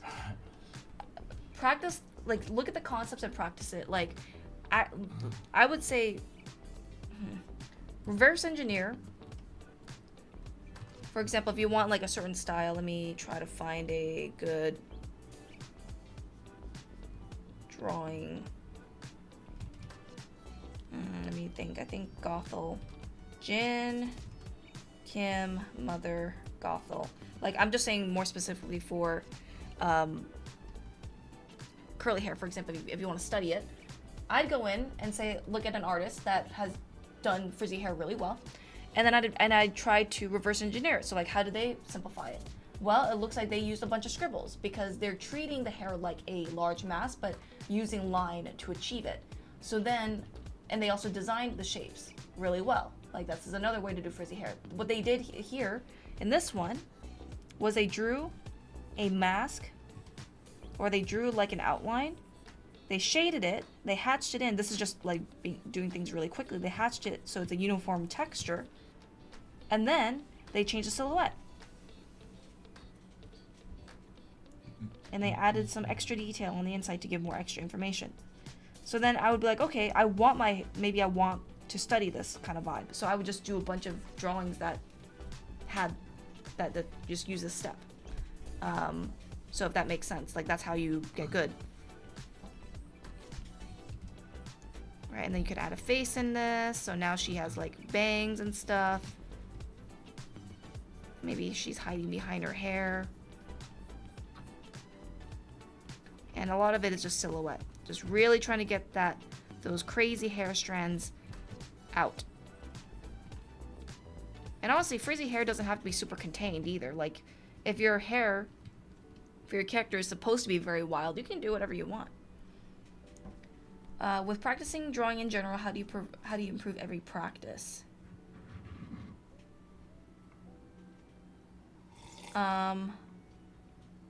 Improve every practice. I don't really understand the question exactly. How do you improve every practice, or like how do you improve every time you practice?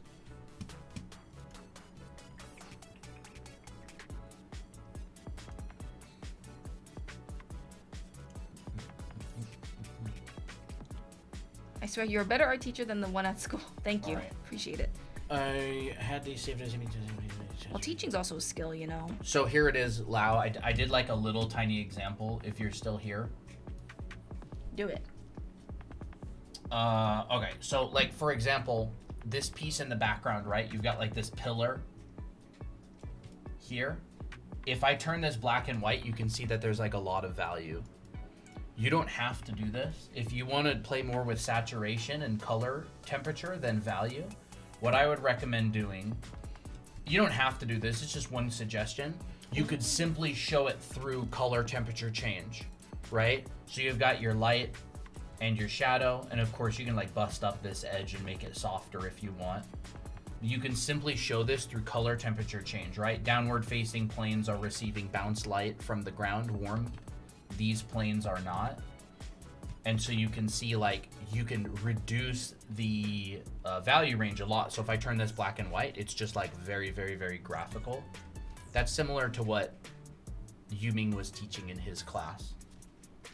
Yeah. Since you were asking the other day about like how to dance in an artwork without really having too many punchy values.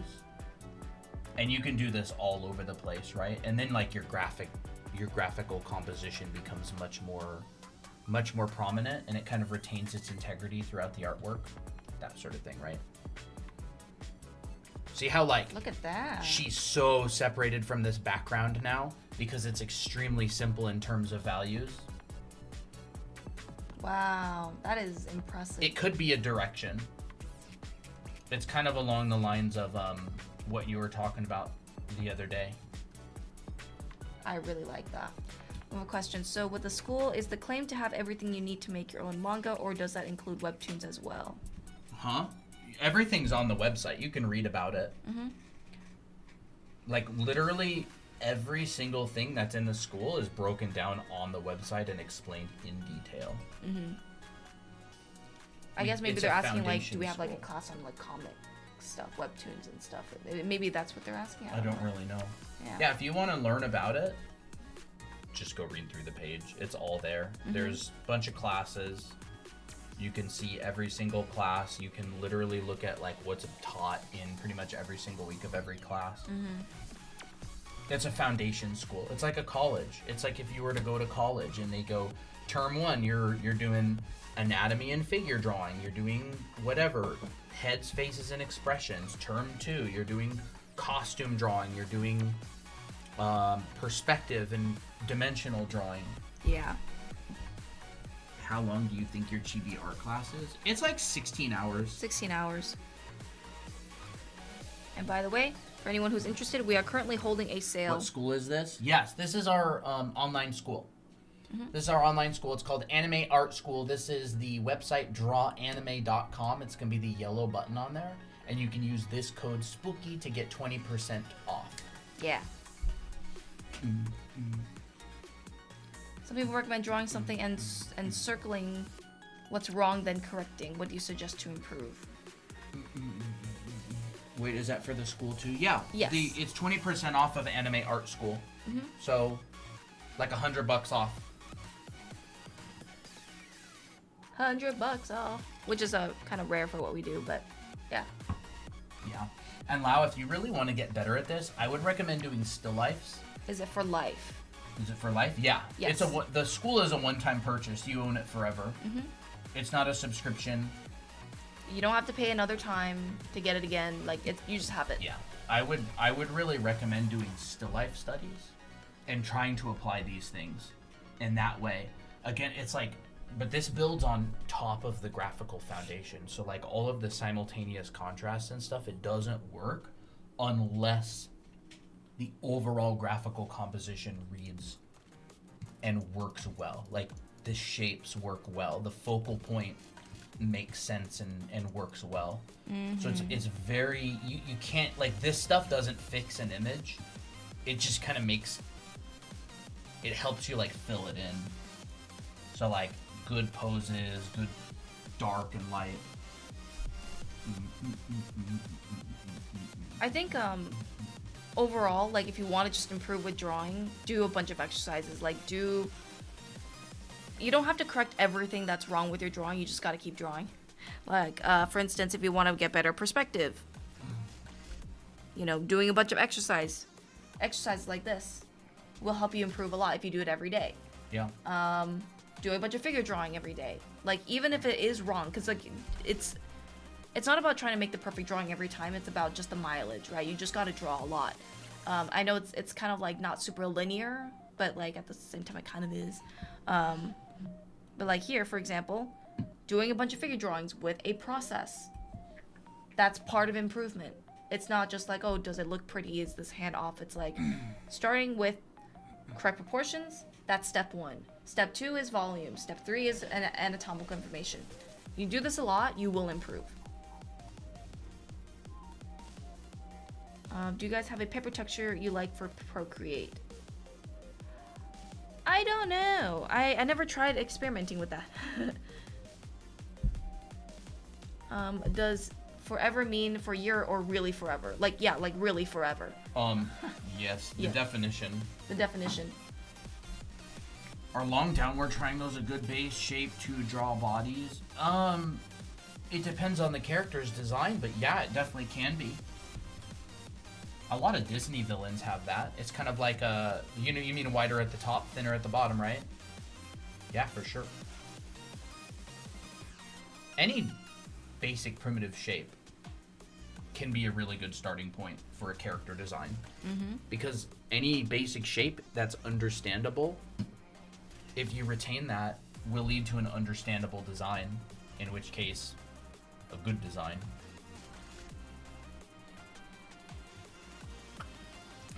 Arlando. I have a slender C with more scrawny waist. Excuse me, chat. Alani's, they try to come back up sometimes. I feel like I practice fundamentals all the time, but when I try to apply them, it all falls apart. There's batch skills and there's component skills. Component skills are like individual things that you practice, right? Like a component skill could be I'm drawing boxes. A component skill could be simultaneous contrast. A component skill could be like any individual single skill that you can study, like portraiture or material rendering. Batch skills are like when you make an illustration and you throw a bunch of these component skills together in a single artwork. So like you're doing anatomy, you're doing composition, you're doing a portrait, you're doing materials, you're doing lighting, you're doing... That's like a batch skill. I would really recommend you practice both. You know, it's like you go to the gym, you do arms, you do legs, you do whatever individual muscle exercises, and then you go like swimming, right? Swimming is like a batch skill. It's like you're working a bunch of muscles. Or you go play rugby. That's like a batch skill. I would definitely recommend you do both. Luigi says, if the internet goes down forever, will you guys send us a USB sticks with the school on it? How would we get your address if the internet doesn't work? Yeah. Laughing face. Funny. I mean, we'll try in our power to make sure you get downloads if something goes wrong, you know? Like But yeah. pancakes, for example, there's a number of factors. Like you might not be putting in the amount that would really make a big difference. Or maybe you need to practice batch skills more so those like links can connect. It's difficult to say because there's so many potential reasons that could be happening. It could be quantity. It could be that the practices are actually not done correctly. Like there could be anything. I can't tell you. Like maybe the framework of the piece isn't really working right, but you don't know that it's not working right, you know? And I'm not saying it's one of these things. I'm saying it could be. Like, I don't know. If you're saying you practice fundamentals all the time, and whenever you try to make an artwork, it falls apart, like there's probably a specific reason for that. Do you have your practices? Do you want to share them in like crit submission or something? I'm kind of curious. I got a BRB. How you doing? Great lives. I love your work. Awesome. Oh, thank you. I'll be right I'm glad. there's like a part of your brain that has to connect. That it like you'll learn batch skill or you'll learn component skills, and then practicing them in a batch will like link them together. It's kind of like a bunch of links of a chain, right? The link doesn't hold anything until they're connected, but you need a really strong link to be able to connect them, or else they'll break. You like have to work on making the individual chain pieces, the individual chain loopies, little bagel things, and then you have to actually practice putting them together as well as like that. But you know, if you want to share in the Discord what you're talking about, you feel free to. I can take a look at it. If I want to improve in art, are there realistic and anime art style or only anime? I don't know what you mean. Everything's derived from real life, like perspective, anatomy, foreshortening, like it's just stylized. I love that your stream motivates you to draw more often. Awesome. How to join the Discord? You can join it here. This is our website, drawanime.com. You can find that on the linky on our profile. You can DM us and ask for the Discord invite, or you can just type this into your browser, not Google search, the browser. There's a lot of people who accidentally join a different Discord server, and they're always bothering the people there going, where's this channel? Where's that channel? They're like, you're wrong Discord server. Oh.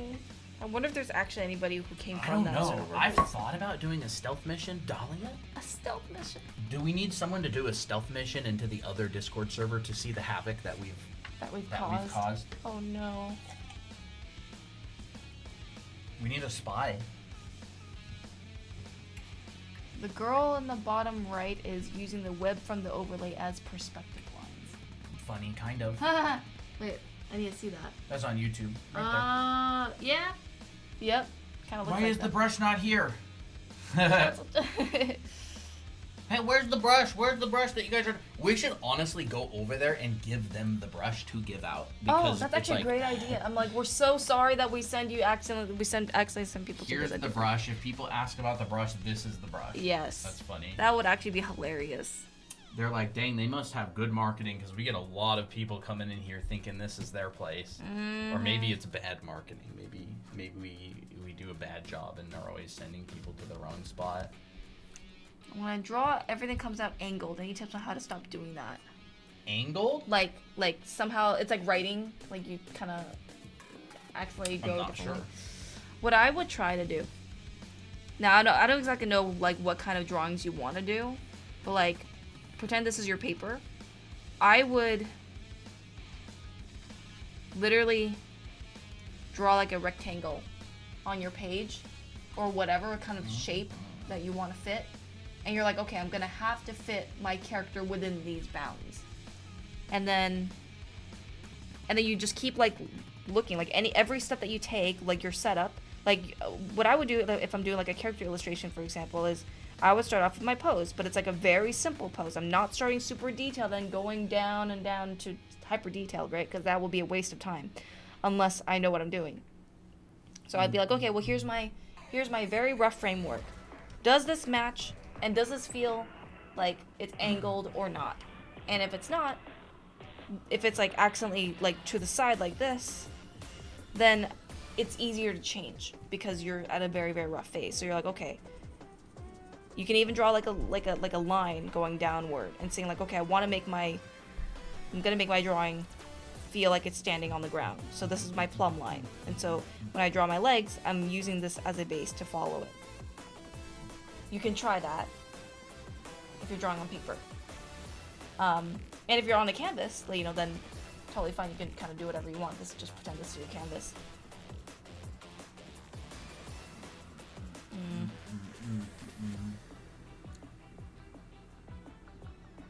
I think center lines are also great. I was thinking about doing like a still life or something on stream. Oh, that sounds fun. Yeah, but I think over time, like you just got to be aware, like every step that you're taking, whether if it's like the very like rough phase or the more like advanced phases, like you're like, okay, does this feel angled? No, I gotta push it back and manually push it back. And it's actually very easy to change in digital. It's harder to change traditionally because you gotta erase and all that stuff. So I have trouble doing landscapes and environments and backgrounds in general. The values just does something. Like when I draw a character, it's like they're about to fall over. It's generally because there's like an imbalance. So like, I don't exactly know what poses you have for your characters, but like when you have a very unbalanced character, it's maybe like leaning one way to the left. Right? This feels unbalanced because there's no stability. Right? He's basically not even balancing on one leg at this point. Have a weighted leg, which is generally straighter. So if you know, here's some like simple contrapposto or pose principles. There's contrapposto, which is making your character feel kind of balanced by swerving the curvature of the body, shoulders down or up, and then the hips are the opposite side. On this weighted leg, on this side right here where the hips are going up is your weighted leg. So that goes straight down. And your plumb line, which is kind of like where your center of weight is, gravity, is basically where the neck is, and you go straight down. So if your leg lands kind of within this proximity, and it's not going here, and your legs aren't going this way, it will feel balanced. That way, once you have your weighted leg, you can bend your leg a little bit more. Totally fine. You can land it on the ground, like this. You can even push it up, and it won't really feel like they're tipping over anymore. And plant your feet on the ground, like find your ground plane. If your feet are going in a different direction and they're on their toes, like this, it won't feel grounded anymore. So I think I would suggest that as well, if you can try that.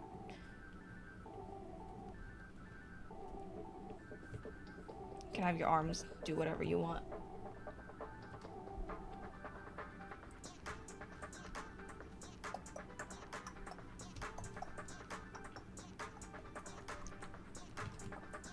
Like if they're intentionally falling off, like they're like tripping, or they're falling off or leaning more towards one way, like they're trying to catch something, then it makes more sense to lean them over to the side. But what I would do to even have a bit of stability is have one foot on the ground, so it looks like they're actually falling over, right? Not just floating in space.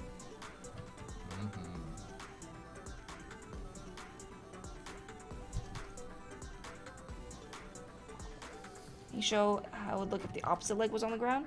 Yeah, sure.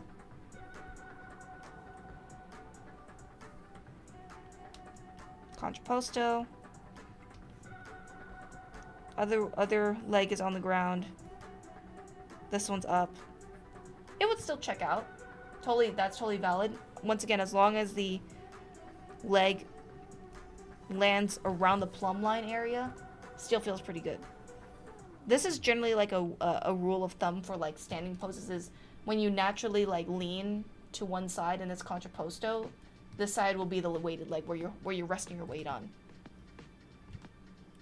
How to figure out where the light source is on a pose? Look for their shadow direction. If you see a lot of majority of shadows that look like this, let me just draw a body really quick. What I look for is the what's predominantly in light and what's predominantly in shadow.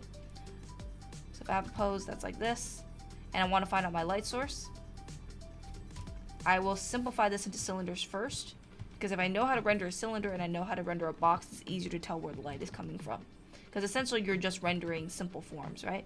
So if I see shadow here, where the top side is lit, and then the shadows are also maybe going down this way, and it's consistently this way, in this direction, even the arms as well, then I know that my light source is coming from up here.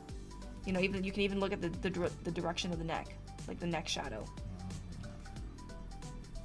But there's also different kinds of lighting as well, so Yes. be aware that Some models are lit in a very soft environment and very soft lighting, and others are lit in hard lighting. So Yeah. you'll see a lot of photos, they look literally nothing like this. Yeah. So be aware, there's really, really diffused lighting, and then there's not very diffused lighting. There's like much more, there's much more hard lighting. So diffused and hard, and the difference between those will help a lot. And also there's like theatrical lighting, which basically, like let's say you're drawing someone in a graveyard, but you can clearly see them, and there's like multiple light sources. It's because it doesn't have to be real lighting. It doesn't have to be like completely accurate to real life. It's a drawing, and people can suspend their reality as long as it feels believable enough. Yeah. And I don't exactly know like what kind of lighting do you want for that person in the graveyard. Is it like, do they have like a flashlight in front of them? Do they have like rim lighting on them? Yeah. So, and I would just do a bunch of studies of different figure lighting studies, because that will help a lot. Way you flesh out the figure looks so easy. Thank you. A lot of practice, but also like understanding how to change 2D to 3D. So like right now this is 2D until I add a center line, and once I have that framework, everything feels like it's going to be going in place. You know, you can prepare you can draw the thickness ahead of time. Like sometimes I'll skip steps. You know, the reason why I get really fast when drawing these poses is because I skip steps, but it's also because I know a lot of those foundations in my head already, so I can skip. If you're doing this for the first time, I would recommend not skipping, because you're going to forget a lot of stuff and you need to memorize, right? So like generally, if I were to practice figure drawing, I would literally start by proportion. Okay, I need to check to see if my pelvis is around the same ratio as like half the body. Okay, gotta extend this a little bit so the legs don't feel too short or too long. And sometimes I'll even just start off with like really simple lines just like this. Once you get better, like this will just kind of appear in your head, and you can kind of just like continue the next steps later on. Alright, so this is what I would do. Really simple block out, and this is what I teach in our anime art school. And then you add forms. So what you can do now is figure out your thickness. Here's how thick your leg is, depending on the body type. Here's how thick the arm is. And you're starting to gradually see things in three-dimensional form. You can even start adding some wrapping lines to show that this is a cylinder. Right? And now, cylinder, block it out. You know, if this person has a chest, or has chest lumps, then you can draw the basic form of the chest lumps. Do they have wider hips? If so, you can start changing that at this point. But everything is all like one step at a time, because the human body is so difficult to draw. It's like, the reason why people are so hard to draw is because people are very picky. They see people all the time. And so once you make even like one tiny error, people are like, that's wrong, you didn't do that right, but they don't even know how to draw it anyways. So it's like, yeah I get it, but like, this is why you need to start from the very beginning. Like, start with proportions all the time, start with the basic forms, and then add anatomy after, because anatomy without this will look horrible. It'll just look like a ball of flesh, and it won't look like it makes any sense. So just keep that in mind, right? And then if I want to add anatomy to this, I just draw on top of it. And so I've just done this a million times. I don't know if I've done it a million times, but I've definitely done it a lot. And that's why I can do it so fast.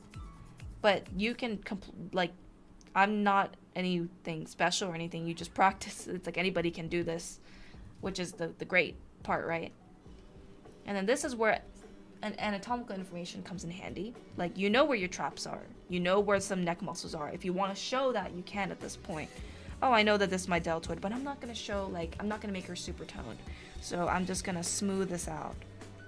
But I'm using this drawing as like a base, right? I'm also doing the concept of plussing, which is correcting things if I need to. Like, I'm not tracing this line for line. I'm adding subtle curves that I didn't add earlier before. Like here's my forearm. Here's my elbow. Here's some overlap. But in the end, everything is all based on dimensional drawing, which I still need to practice because I don't do it enough. But I think with figure drawing, it's like, you know, a lot of compound skills, right? Because you're trying to multitask when drawing people. You're trying to make sure that the forms look right, that it's in the right perspective, that it's good proportion. It's a lot of work. That's why it's boring. At least, you know, for people who are impatient, it's boring. But for people who kind of like get in the groove, it's not as boring. Here's a center line. Here's I'm implying the abs. But I wouldn't be able to do this if I didn't do a lot of anatomy studies either. Yes, this is Procreate. Should I use either rim lighting or bounce light? I found myself wanting to put the rim light opposite to the main light source. That's fine. Yeah, you can add a rim light. You can have both. You can have both. There's a lot of portraits with like rim light and like a main light source because there's just, you can have two light sources. What are you trying to say? Yeah. Are you trying to pop out the side of the character's head with rim light or body, or are you trying to leave them blending in with the shadow? It gives a different statement each time. So it's like, it's all about what do you want to communicate. Both are right in their own situations. And this is where you can add clothes. I'm not really going to talk too much about clothes because it's another big topic. I mean, unless I have the energy to. But when I draw clothes, I just always think figure drawing first. Figure drawing first because everything that you drape on top of the body, the body affects it. So like this dress right here, it's going in between the legs, and this leg is coming in front. So maybe this cloth will go behind this leg. You know, maybe this drops down and becomes a background for this leg. But then this is being tied by this ribbon, so we see a lot of these kind of the 6/7 fold, which is actually really useful. And so now we got a clothes figure, and then we can add hair. Maybe this is like a tired hula dancer or tired beach girl. I don't know. Yes, chat. 6/7 fold. Don't forget your 6/7 fold. I'll show it right now. You want me to show it or you? You can show it. You're probably better at it. All right, chat. Let's go over the 6/7 fold. You have a cylinder. 6, 7. Curl. Curl. There Come you go. out. This is how clothing folds can work. You get a hook on the outside and you get a 6 right here. It just comes up and it kind of looks like this. Yeah.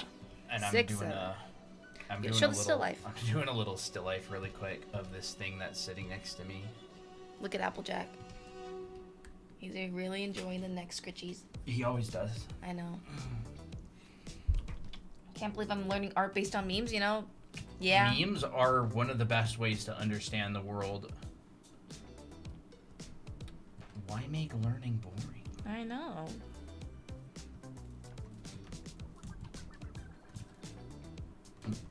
Uh-oh. We have woken the beast.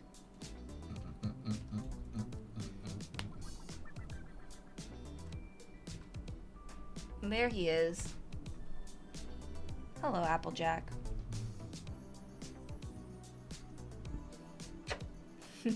Excuse me, sir.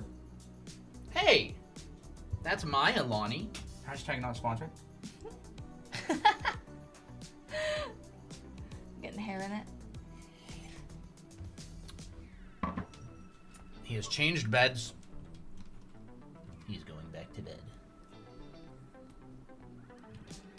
One of the really fun things to get good at poses is just come up with random torsos.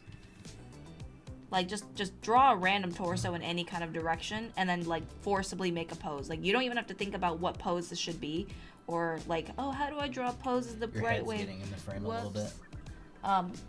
Just transform it to something.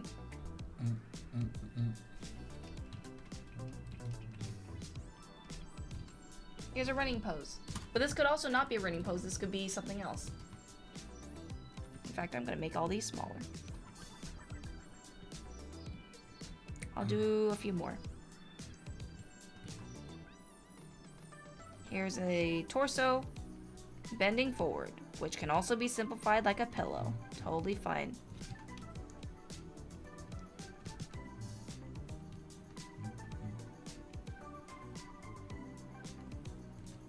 Here's a pillow.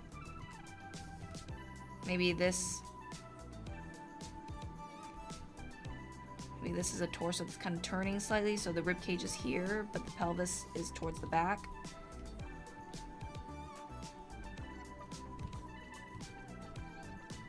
This is a little bit harder to draw.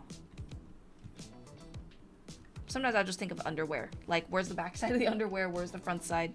And I'll just draw that. And I'll just take this, put a head on it, and then I'll be like, okay, well, what pose can this be now? So, like, maybe this person's turning, and they're like, huh? And this leg coming forward. This leg is going back.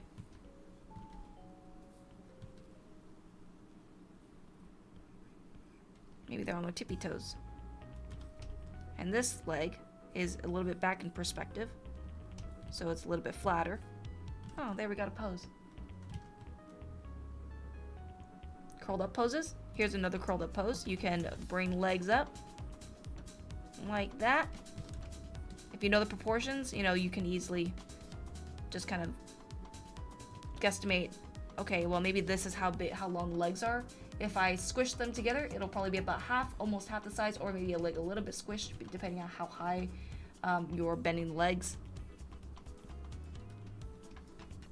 And then you can wrap the arms around. Now there's a curled up pose.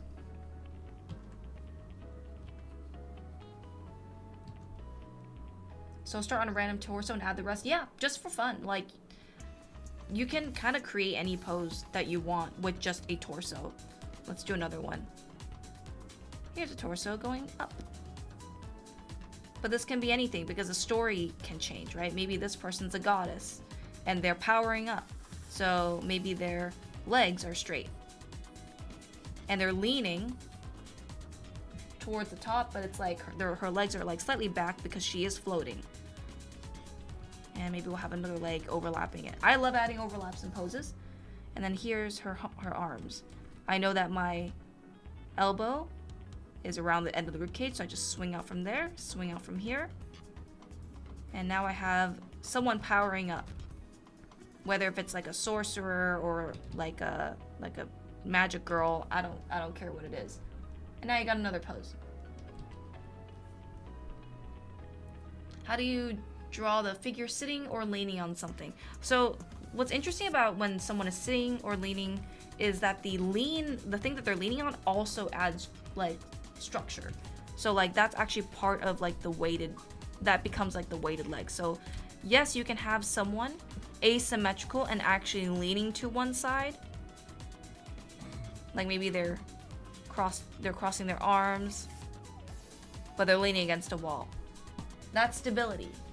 You can totally have asymmetry like this, and then this stabilizes the figure. So anytime that you're leaning on something, that's like a straight. And then the person leaning on it is tapering towards the straight line.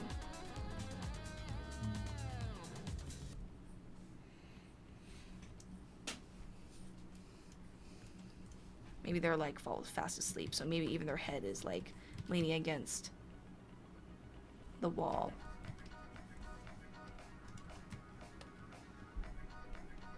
Any tips for gestures? I usually do a flowy stick figure thing and then do ribs and hips as ellipses. as ellipses. I guess you can kind of do them however you want. Like, a lot of my gestures will kind of look like this. Where I figure out thicknesses. I figure out curvatures of the legs. Like, I'll find this. I'll find that. I'll find the curvature of the rib cage. And then everything else kind of comes together, I guess, for lack of a better term. A lot of time I'll start my gestures like this. Basic shape.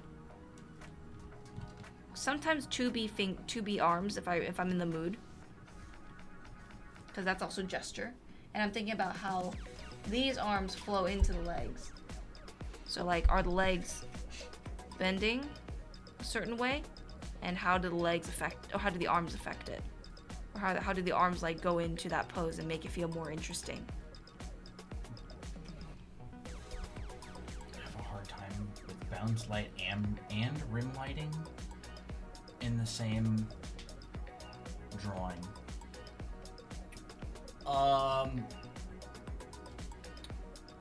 Yeah, I mean, you could do something like that, like bounce light and rim light.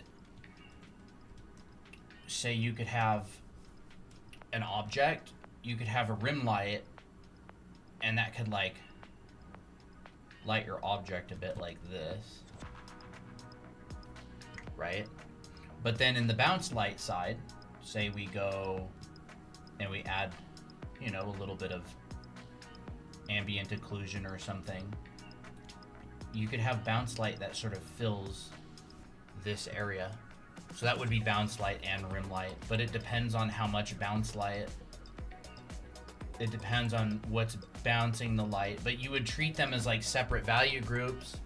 I would put the rim light in its own group, and I would combine the bounce light and the shadow into the same value group. So essentially something along the lines of this, right? And you would probably have a big shadow that comes out maybe along the lines of this. So this sphere would have bounce light and rim light.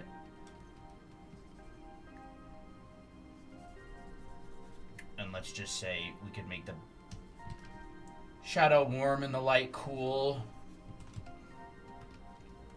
So we could come down here, warm up our shadow like this. You know, if you had a dent in this, it would basically just look something like that, probably. Whoa. There's a dent. You know, you could add texture, information, whatever this sphere is. I would do something like that, probably. How do you But draw grass? Colton's very good at drawing grass. drawing grass, what kind? Yeah, what kind of grass? You mean like bog standard green grass? There's a lot of different kinds of grass. Yeah. You know, you could do something along the lines of that. For like bounce light and rim light. Bog standard I grass. would definitely group the shadow and the bounce light into one. But like, what's bouncing your light? I would say if you've got something in there that's bouncing it, like something bright, like a yellow maybe. Say you got this is lighting that, and this is in the shadow, and this is bouncing up light into here. You're probably gonna go a lot more warmer.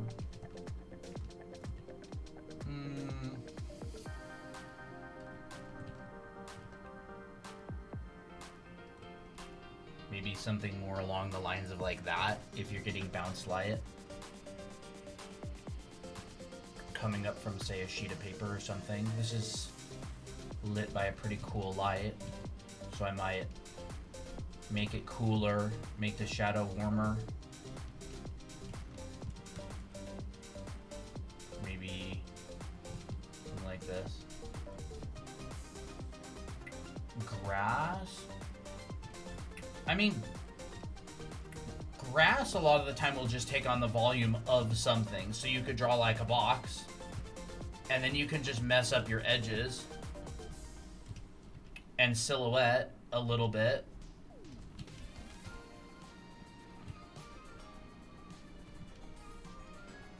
Have some coming towards you. I would use this kind of logic with grass. You could have a little bit in the middle there. You know, I would probably do grass, something like that. Cute. It's this logic, right? Like you have a form. It doesn't have to be a box. It could be anything. It could be, you know, like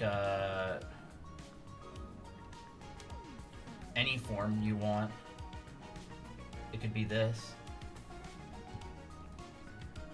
And then I would just do the same thing, right? Silhouette information. Silhouette. Because like your silhouette is one of the main drivers of material like indication, especially in a drawing.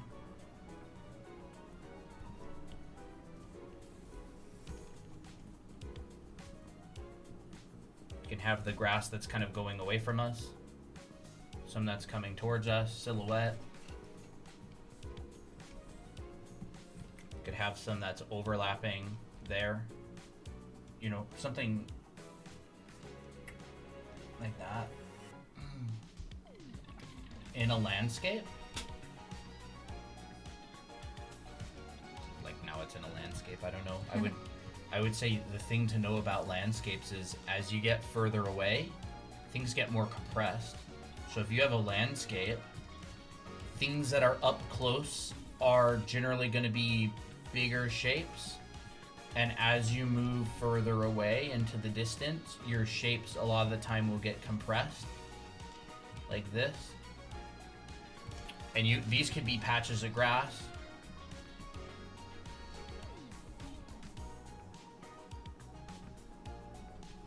If you want.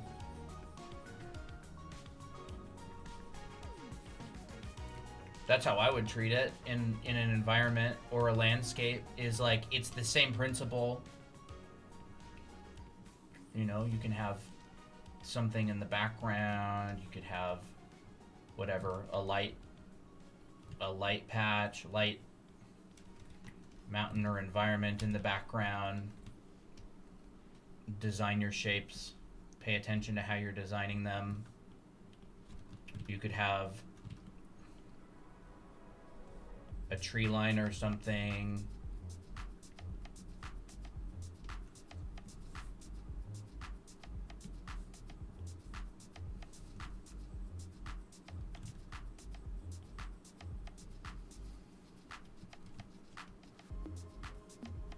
And then I'd probably have like light on dark, dark on light, overlaps. Look at that.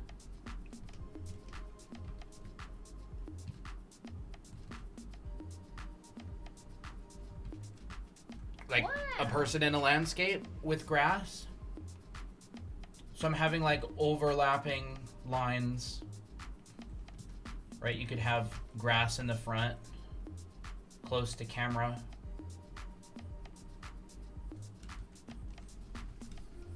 That's light in front of dark, and this could be like patches of grass, you know. You could have stuff here. You're gonna get some real thin lines back here as things compress and go further away from you. That might be how I do a landscape with grass. It's one way you could do it. It's not the way to do it. There's a lot of ways to do stuff.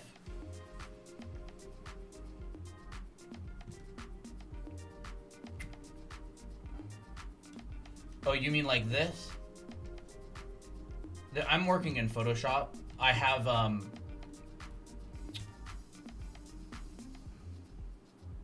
this selected right here. It's additive. So like every time I do a new selection, it'll add more. Y'all draw so quick. How long have you been drawing for? I've been working professionally since 2016. I've been That's when drawing I ever got my since I was a first kid. jobs. But yeah, we've both been drawing our whole lives. What's that? I've been drawing ever since I was a kid. Mm-hmm. You know, you could have some more value. Like you could even compress these and just go like that. Like that would be a pretty cool shot, in my opinion. Something like that. Kind of cool.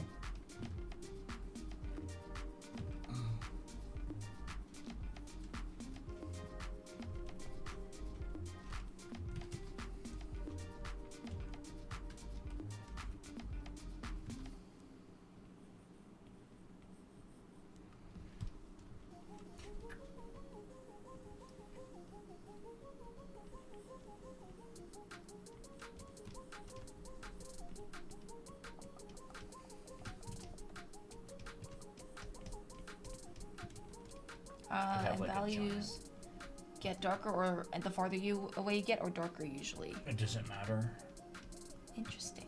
Like you got atmospheric perspective, that plays a factor. But there's a lot of very good artists out there that don't make things lighter as they get further away. There's very, very successful masterpieces where they don't do that at all. Like you could literally make this black if you wanted. It wouldn't really matter. You could make this black in the background. Wouldn't really matter all that much. It's more about your graphical read. Like what if there's storm clouds in the background, right? What if there's like really heavy storm clouds back here and you want your characters to read against that background? I find the advice of things getting lighter as they get further, it's a little bit like, it's not wrong, it's just, it doesn't always apply. There's a lot of ways to make the argument of things getting further away. Perspective, value, color, shapes, like compression of shapes. That's a big one. Mm-hmm. A lot of people use that. That's what I did here. Like my shapes, this shape right here is nice and wide. This one's a bit thinner. This one's a lot thinner. And they're getting more compressed. That's what naturally happens in perspective, is if you have, you know, a perspective grid of some kind that goes away from you, it's naturally, your shapes are naturally going to compress as they get closer to the horizon line. And like that happens with anything on the ground. So that's one way to show depth. Your brain is really, really good at context clues. Like trust your brain. Yeah. What's the difference between value and hue? Value is lightness and darkness. So like Grayscale. this is value. Hue is this. Like yellow, blue, pink.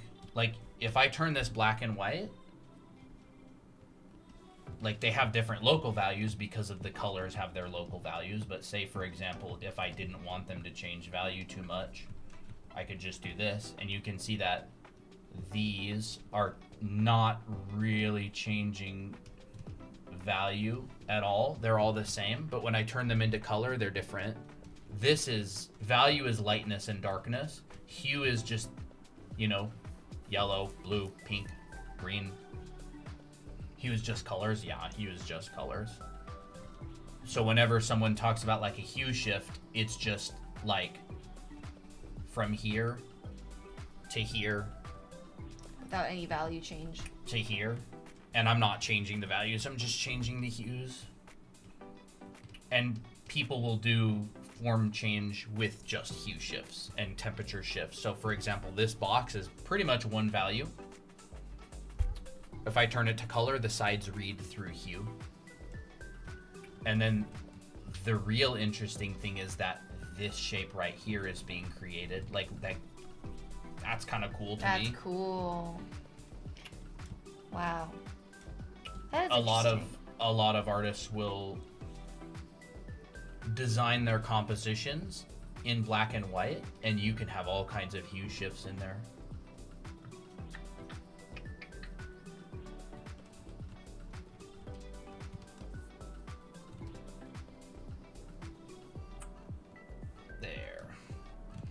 So maybe he's got like a big robot standing next to him or something. Big robot friend. And let's just say that this guy is kind of standing here.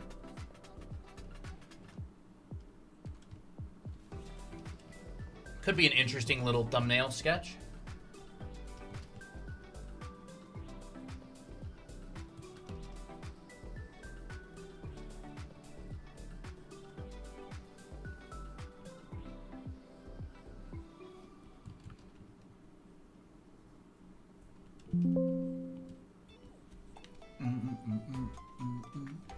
Can't wrap my head around seeing values in Paint IRL without digital tools. A lot of it is tied to color. Like, you know, if you take ultramarine blue, is that kind of an ultramarine blue? Yeah. Kind of like this. You know that's a dark value. Like, blue is dark. Don't confuse vibrancy with, like, If you take lightness. lemon yellow or cad yellow, that's a light color. It's always going to be light. It comes out of the tube light. If you take cad orange, you know, it comes out of the tube pretty light. It's like that. You know, if you take alizarin crimson, which is like a tube color, what would you say? It's like a really cool red. It's like, Alizarin crimson. Yeah, it's probably like a dark. it's maybe like yeah, that. Like that. It's dark, so if you turn these black and white, like, you have to know this stuff in your head when you're traditionally painting. What colors best fit with blue? Every color fits with Any blue. color fits with blue. It yeah. depends on the context of the scene, right? You got a neon city lit at night. That's rainy. There's like blues and grays. It's like based on context, right? Like, what's the context of your scene? Greens fit with blues when you're talking about a beautiful landscape that goes into the distance, right? You could have like a nice blue sky, and you could have like the greens in the foreground, and you could have the tree line and mountains in the background, and you know. So in this case, like, the greens would fit pretty well with the blues. Like, you know, you can have like bushes and grass and that kind of stuff.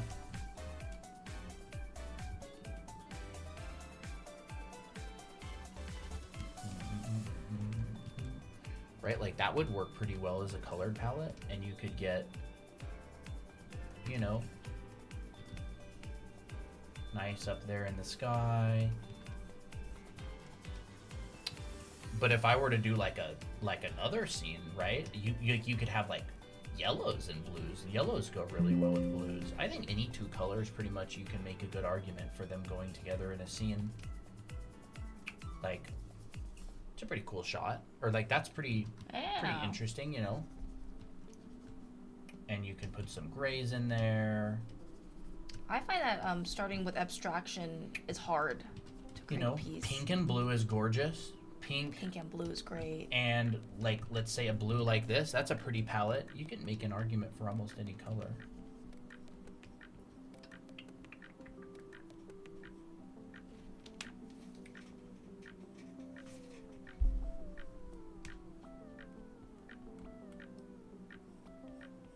I have a question. Are there any books on how to draw fashion like drapery, clothing, costumes, or fabric? I'm learning how to draw drapery and ink together in order to get a Renaissance art. You know, I haven't found very many good books on clothing and drapery drawing. There's like fashion books, like the history of fashion and stuff like that. I'll turn my thing off. There's this one book that I've been wanting to check out at some point by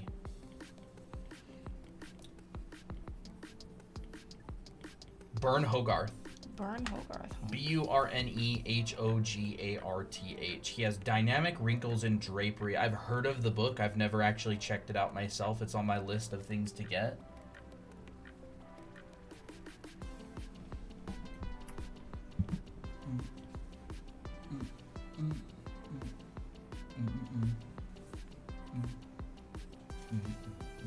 Or I have to Duke. Tingle. Tingle. I thought you were gonna say Dookie. Nope. We have like some stuff on clothes in our book, on both of our volumes. Here's some stuff on not necessarily drapery, like Renaissance drapery, but let me go find it. But stuff like how to draw clothes, tension and compression folds, and those kind of concepts. Wrapping. Here's like different kinds of folds, different kinds of tension and compression folds and stuff. I mean, if this is helpful for you, then that should be pretty cool. Here's some examples of diaper folds, which is a drapery type fold. Here's some examples as well. Pipe fold.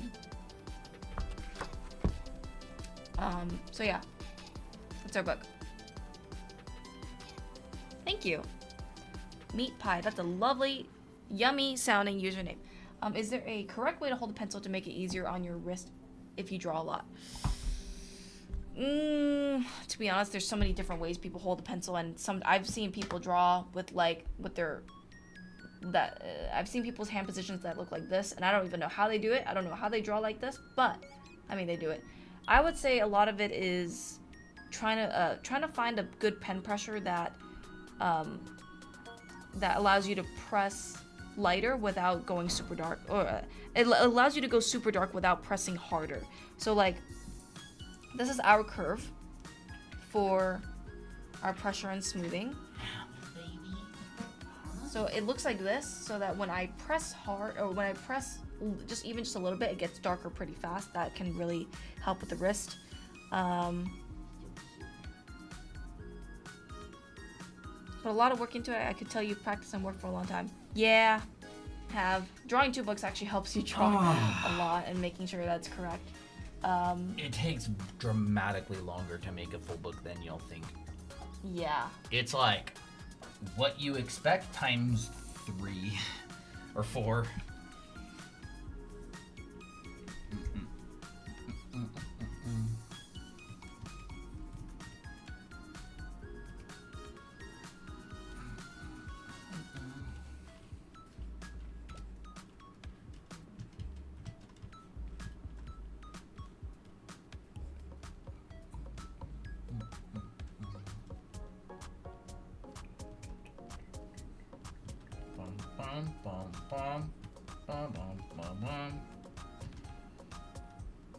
I'm just doing a fun kind of composition. I get very inspired by like these like 50s illustrators with like these magazines and advertisements, and they're kind of goofy. And a lot of the time they'll have like a composition where the woman is facing you, and then there's like a lot of characters behind them. So like, because the main focus is the woman, right? So they'll generally have her in focus, and then the other characters will kind of surround her. Hi, Sarah. Sarah? Sarah. Bro, that's How's been a it long going? time. It has been 4 years. How's your Rivals, Marvel Rivals? Is it going good, or are you in school, or both? Oh, there's a question that I was gonna read, but they retracted it. Hi. How do you choose a focal/focal point? Focus point. It's anything you want. It's anything you want. Like, I can literally... It's kind of like it's like how your eyes work. Like, if you like look at something, everything else kind of blurs. Ooh, that's beautiful. Yeah, like it is literally... That is one of the things as an artist that is completely up to you. And professionals constantly choose interesting and unexpected focal points. Yeah. Like, there's so many good examples of... Oh, come on, bro. Here it is. Take a screenshot. Yuming has some really good examples, and I'll show you a couple of them. Awesome. So that one is this. This one has a great focal point. Open a new tab, take screenshot, copy, paste. Here's 2 really good examples from Yuming.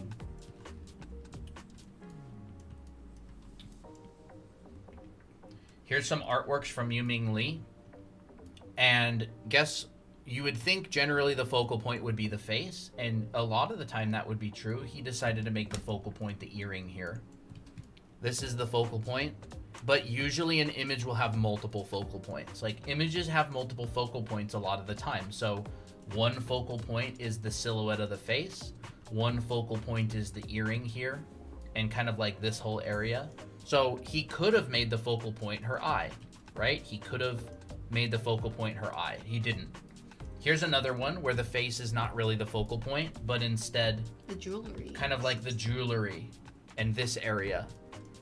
So a lot of the times professional artists are kind of planning their illustrations to break expectations a little bit. Like, that's a very popular topic amongst painters, is like breaking expectations. Like, you would think one thing would be the focal point, but they go, what if I actually made it this instead? And you see this all the time. If you follow any really good painters, they're always breaking expectations. I love the sparkly bits in the background on that one. Yeah, So and cool. images will have multiple focal points, right? We talk about it before. I call it the piece of candy stuff, you know? Here's a nice focal point. I wonder how long it takes for him to make these paintings. You know, here's a nice focal point. And so they're always kind of trying to break expectations, but in like an elegant and clever way. Craig Mullins talks about this in his class. He's like, what if I decided to make this the focal point instead? So it's really whatever you want it to be. If you can get away with it, you know, it's hard. Yuming, Yuming Lee. He has an Instagram. I'll type it in the chat as well.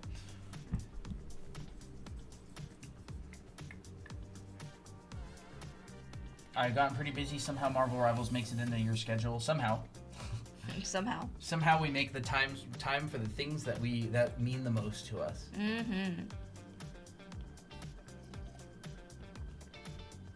Do you think Ibis paint is good? I've never tried it. Some people like it. Some people hate it. A lot of people like it. Never tried it.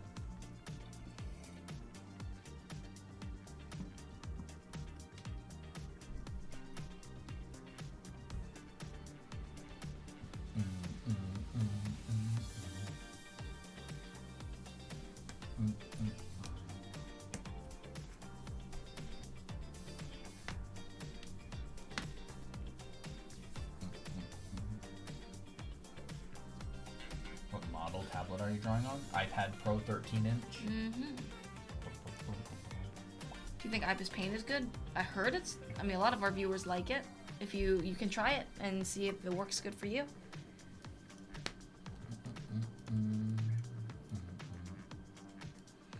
Class tomorrow, huh? Yeah. I ain't gonna be able to sleep, bro.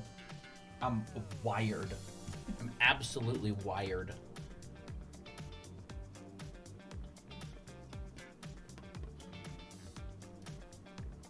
Is your guys' books just for characters or landscape stuff as well? Just for characters. But we do have some snippets of stuff for like drawing objects for props. We don't have any landscape stuff in our books. No. It would just be a lot to add. But our online school, Yes, our online school. our online school has an entire class dedicated to painting and backgrounds and landscapes. I will show you some examples. Like, I got a lot of that stuff. This is from like the perspective class. Here's a close up of that. I was a background artist for games and a concept artist for a really long time, so I teach a bunch of landscape and environment stuff. The stuff that he goes through. And there's gonna be a lot more too. Still lifes. So yeah. Actually, a whole perspective class. And also, yeah, it's 20% off right now. So Anime Art School is 20% off with the code SPOOKY at checkout. You can find it on drawanime.com. That is our website. Don't Google that. Just put it in your browser. There's going to be the yellow button. And it'll take you to the school page.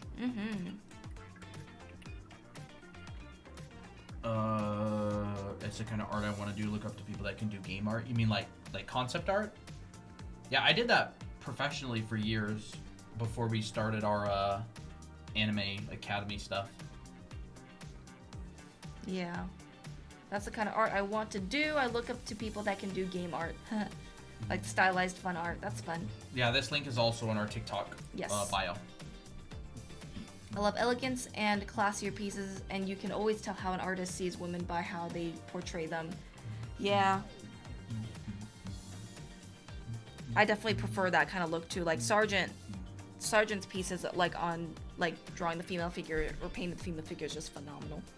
But also a lot of like really good painters. They just really do great with that kind of stuff. Would have loved to choose art as a career. Yeah, a design job is good. Design jobs pay well. It's hard. Animation. I wanted to do animation. Went for cybersecurity instead, and now do art as a hobby. Okay, I don't do any animation. Huh? What? Cybersecurity, huh? That's kind of cool. Yeah, that is fun. Yeah, neither of us do any animation. It's all 2D art. Yeah.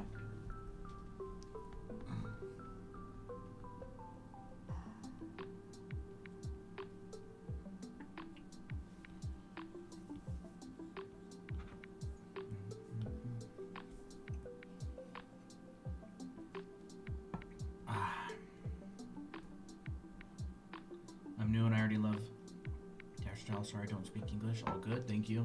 Thank you. We have a couple TikToks on how to draw hands. Yep. Is there a way to turn 6-7 into drawing hands? Technically, you could. I think. I mean, you could turn this into a pose.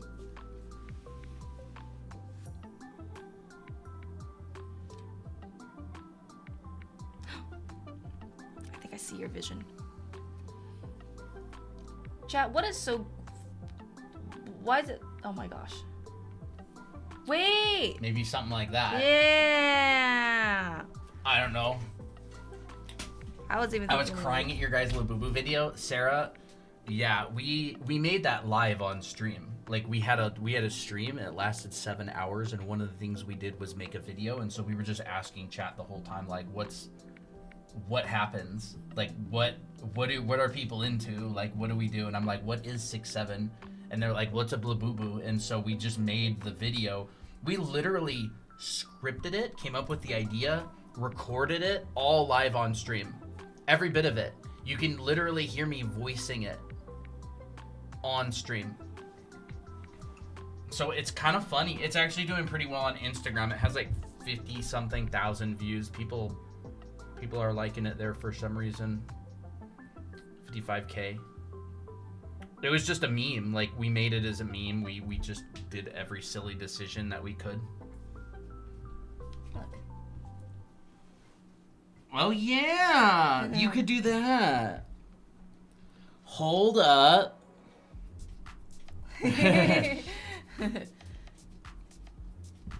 How long can we milk the 6-7 meme until it just dies? I don't even know when it's gonna die.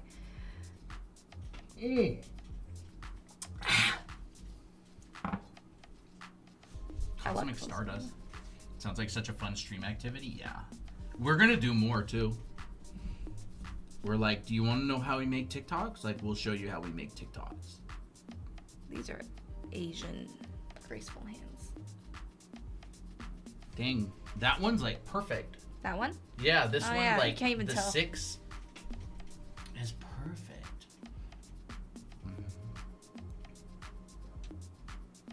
I'm about to get both your books tomorrow. Is the draw manga about drawing anime style or how to draw layouts and tips on how to make an original manga?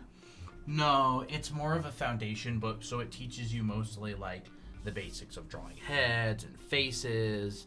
It teaches you like the anatomy, figure drawing, proportion, gesture drawing, clothing drawing, coloring. We don't have like a layout, paneling, storytelling. You would want to get a book on like storytelling. Storytelling is like a whole nother topic if you want to make your own manga. Structuring stories, paneling. Eventually we want to do that. You could draw someone doing the flipping the finger with the 6. It's like, Yeah. How long have you guys been drawing? I'm new here. Welcome. whole lives. Whole lives.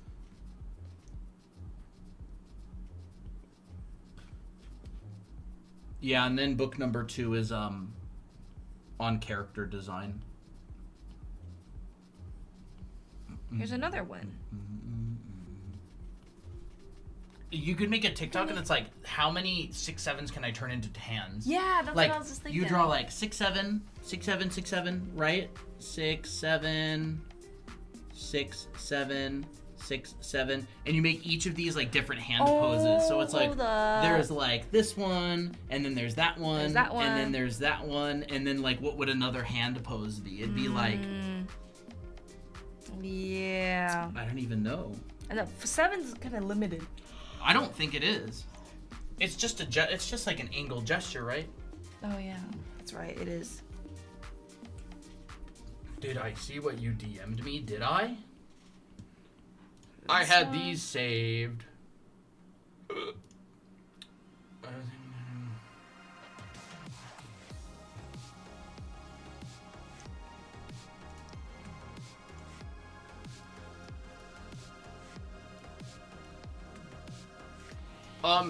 Maybe a bit. It's kind of hard to see. Yuming Lee's like way better than whoever made this tutorial, or not tutorial, but these pieces. I would recommend studying by under or from the best possible person that you can find. It's a great idea. Downward facing I'm fist. super picky. He is very picky. I'm super picky about who I take classes from. Because, like, the difference between taking a class by someone who's just, like, a little bit better than you and someone who's, like, legit, like, top level is massive. Like, it's absolutely astronomical. It's But very pretty, though. maybe it's similar. Colder skin, cooler dress. Warmer skin, warmer dress. Yeah, this is just like color temperature. You can get a specific color.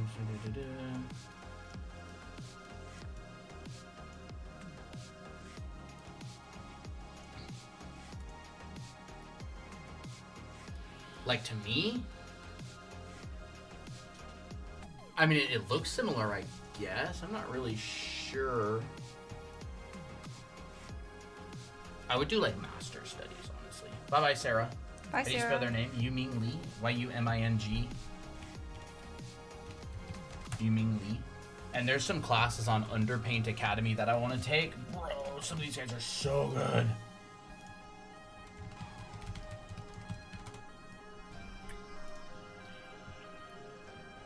Like, I would love to take... Oh, boy. I would love to take this class. Student work even. And I'm actually planning on it. You have no idea, chat. We take so many classes. We do. We take so many classes. Like, over the years, we try to get our hands on every single class we can get our hands on. We spent like tens of thousands of dollars easy on classes over like the last 5 years. And then we take all of our favorite stuff, all the stuff we found the most useful, and we teach it in like on our streams and in our anime art school and stuff like that. Bruh, I would love to take this class here. Illustration Oh my Masterclass gosh. with Craig Mullins. Wow. Let's go. Reminds me of those like Dude, Craig Western. Mullins is so good, it's not even funny. Holy crap. He's so good. That is so good. Like, y'all, like, look at this texture. Oh my gosh. How does he do that? He is so good, it's ridiculous, bro. That is so cool. And this is like a derp for him too. Like, it's literally like something that he just kind of like doodles up. Craig Mullins is so good. Like, there's a reason he's like widely considered one of the best. Come on. This is an old piece of his. And he literally can tackle any subject. Like, any subject. Gosh. Oh my gosh. How does he do Yeah, that? he's so good. He's just like, what does he even... He's worked on every project known to man too. Like, everything from like Star Wars to Fallout to Disney and DreamWorks stuff. This one's sick. Oh my goodness. That is awesome. He's such a good painter. The Despair. Very, very expressive pieces. Yeah, I want to take that one like really bad. Which one do you want to take the most? Probably some more foundational ones. Dynamic character concept art feels really, really good. Whoa. This person's so good too. This is really nice stuff. That's fun. Man, to get this good. I know, it's insane. I feel like a baby. I literally can't even believe, like, this is so cool, Holy dude. crap. That's so fun. Yeah. These people are so good. Ooh, it's 32% off? You mean Lee's class? That's nice. Awesome. I want to take some Alex Konstad stuff as well. Ramon Hurtado, super good. Complete Fundamentals with Devin Corwin and Ramon Hurtado. Successful character design with Leslie Tran. Some of these people are so good, it's absolutely wild. Oh. Wow. Like, these pieces are so nice. Dynamic shapes for I've seen VizDev. their stuff. That's like a pretty niche class. But like, bro. I've never seen their stuff. Yeah, their stuff is all over. This is Did they do this is Spider-Verse wild stuff? good. Probably. Look at these, bro. Look at this painting. It's so nice. The shapes are so well designed. Fantastic. Holy crap. Oh, this one is peak. Oh my gosh. This one is I peak, need to bro. zoom in. I need a close up. I need to just juice it. Like, put it in our juicer. Wow. So good. Such a good painting. How did that? I'm just amazed. Oh, Like so nice. the brushstrokes. So nice. What was What it? website is this? This is Underpaint Academy. I'm telling you, there are better education than ever. Like, there is better, more affordable education. I'm not lying when I say it all the time on stream. There is, like, better, more affordable education now than ever before. It is such a good time to become an artist. Like, there are so many places to learn. Like, this is a super, super niche class, right? This is dynamic shapes for VizDev. So, like, not only is it a VizDev class, it's about creating dynamic shapes for VizDev. So, like, this is super niche. This is not like a beginner foundational class Is that for a full class? Why so expensive? for a full class. Yeah, I'm telling you, like, y'all are getting spoiled with Anime Art School. It's so cheap. This is like 8 weeks for $450. Our classes are like Yeah, you we get have like all the whole thing. we have for like an entire year for 500, and it's 400 right now. yeah. But that it's not expensive. Like, it's Not- totally worth it. Not expensive compared to like going to like art college. Ooh, composition and narrative. Ooh. Look at this, bro. I've seen this guy's work around. It's so good. Wow. That's so good. Is YouTube an okay place to start learning till I get classes? It's fine. It's really a hit or miss. I've seen some really popular drawing YouTube channels where, like, it's very entertaining, but the person or the people running it are not very high level. Like, you get what you pay for, and YouTube is free. Like, I would say the downside of YouTube is if you're a beginner, it's super hard to vet whether someone knows what they're talking about or not. There's good education on YouTube, don't get me wrong. Right?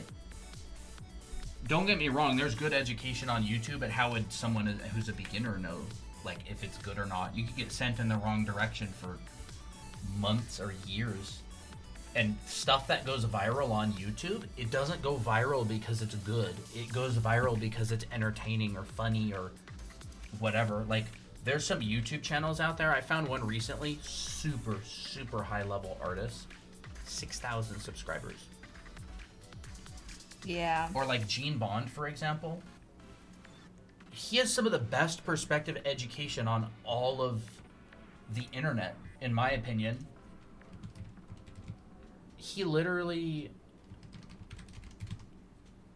Gene Bond has some of the best perspective education on all of the internet. 6,000 subscribers on YouTube.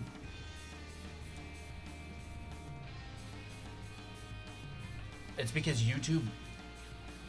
Organic content doesn't go viral because it's good. Organic content goes viral because it has, like, the factors of virality. Yeah. Do you have a list of YouTubers you recommend? I could put together a list. This guy's really good. Gene Bond Art. We interviewed him on our YouTube channel. He's a buddy of ours. Super nice dude. Gene Bond Art, he teaches some of the best perspective content you can find on the internet. Warning, it's dry. Like, That's boring. there's a reason it doesn't go viral, and it's because this stuff is hard, it's dry, and this is how you get good. Like, how to draw motorcycles, drawing a hand holding a pistol in many angles. He does like fisheye lenses, all traditional, by the way. His content's super stinking good. Like, he teaches stuff you can't even take in, like, you can't even find in like top design schools.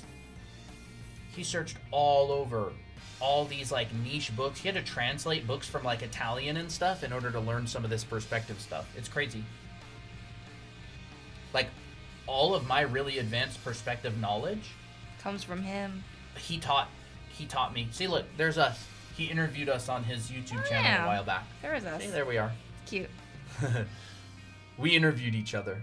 It was Yeah. fun. Super nice guy. But yeah, Gene Bond Art, that's a really good channel. Vizine is really good. Vizine, yes. Vizine is good. Yeah, Vizine.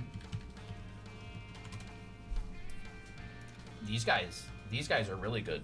Like, they've got some crazy good stuff. 6,000 subscribers. Some of the best art education I found on YouTube.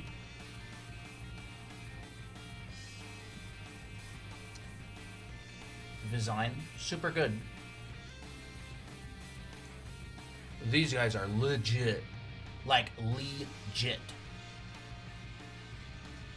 Like, these are some good stinking videos, guys.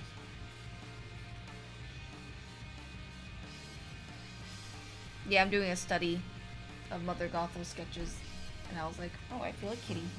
That feels like Toby. I thought it was Poppy. Gene Bond Art, Design. Let me think. I don't watch a lot of YouTube. Yeah, I don't. Not for art. I don't watch a lot of YouTube. I take classes. I take mentorships. Well, like, the way that I treat art education is I'll go like, oh my gosh, this person is insanely good. I'm gonna like save money and work extra hard and take like a class from them or take a mentorship. That's how I treat art. I'm not saying it's the right way, it's just how I do it. Like, I would rather work extra hard, take extra jobs to make money so I can like pay someone to mentor me or pay to take like a class. Really, really good artists, they give away like all of their secrets in their paid classes. And so I buy them all. Hoarding, but also. But I don't. using I them. go through them. Yeah, like, exactly. I actually go through them is the thing. Like, I don't just buy classes and books. I buy them and I go through them. Mm-hmm. Most people who buy stuff don't actually go through it. You got to actually go through them, study, and then when they say, "I recommend you do XYZ," do it. I recommend you study and practice doing this. Do that. Mm-hmm. Do you get to keep the classes forever? Some of them, you'd look at their terms, right? Their terms and conditions and stuff. Like a live class? Not really. Not all of them. Drawing. There's another website, Drawing America. Will Weston teaches on it. Instructors. Will Weston. Will Weston taught figure drawing classes at Art Center for years. He teaches them online now. There's live and recorded classes. Will Weston recorded figure drawing course. 6 weeks long, infinite replays, $385. One of the top anatomy instructors at Art Center College of Design, a school that costs $24,000 per term. You want to? $385 for his entire anatomy class as a recorded version that you can rewatch as many times as you want online. He has a huge Instagram. I mean, like $100 and something $1,000. It's all a steal. It's just there's so many steals you realize your bank account's empty before long. Like, everything's a steal. And then you still end up spending money anyways. What was the name again? Here, I'll show it on stream. Here. Will Weston recorded course. This is drawingamerica.com. I'll go back. Here it is right here. Will Weston recorded figure drawing course, $385. Infinite plays. Available for the first time ever. They just put this up recently. This is a lesson, so this is like 2 hours long. This is a live class here on the left. By the way, I've taken this class right here. Crap. What was the name again? For what? Come on.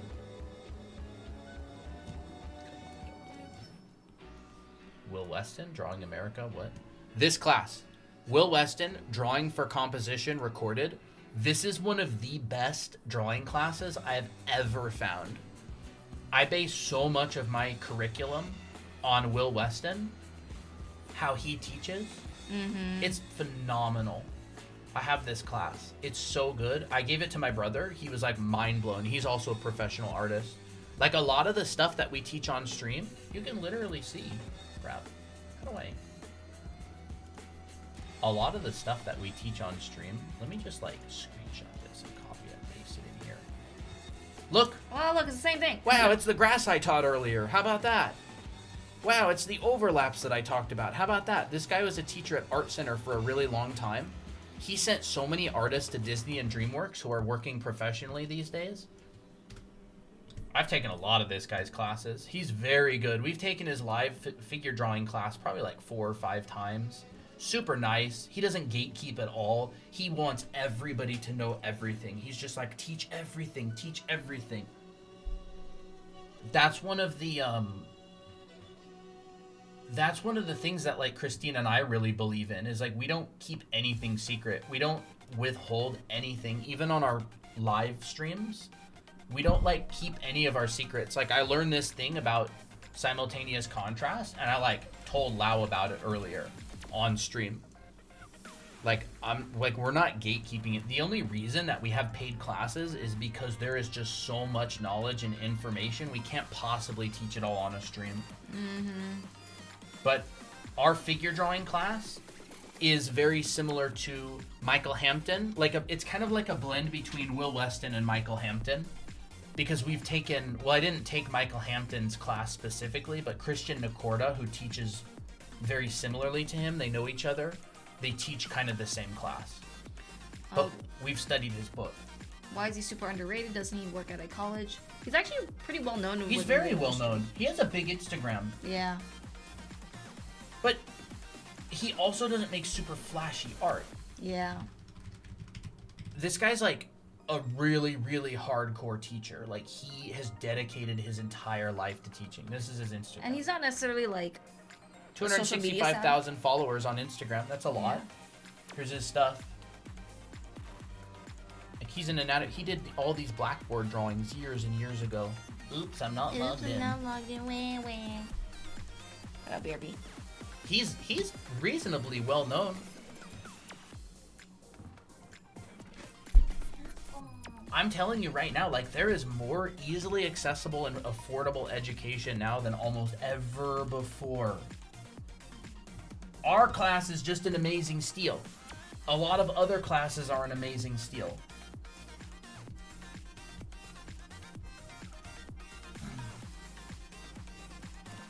Why you already so good? Why buy another class? Why buy another class? Because of this type of thing, bro. This is so good. This guy is way above my level. The skill ceiling is so high. I'm like an infant baby compared to these people. They are so stinking good.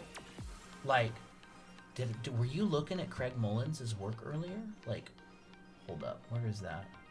Was it like down here? Bro, I'm a child. I'm a baby child compared to this sort of quality of art. And I would love the opportunity to learn from people who are this good. Like, this is like a doodle from this guy. Like, there are people out there who are so high level. But foundation is foundation, right? Perspective, composition, value, color theory, figure drawing, material rendering, all that kind of stuff. But like you get better and you learn different tips and you learn secrets and stuff. Will Weston is really good. I follow him on IG. Yeah, he's great. Super nice too. Nah, there's a lot of fast painters.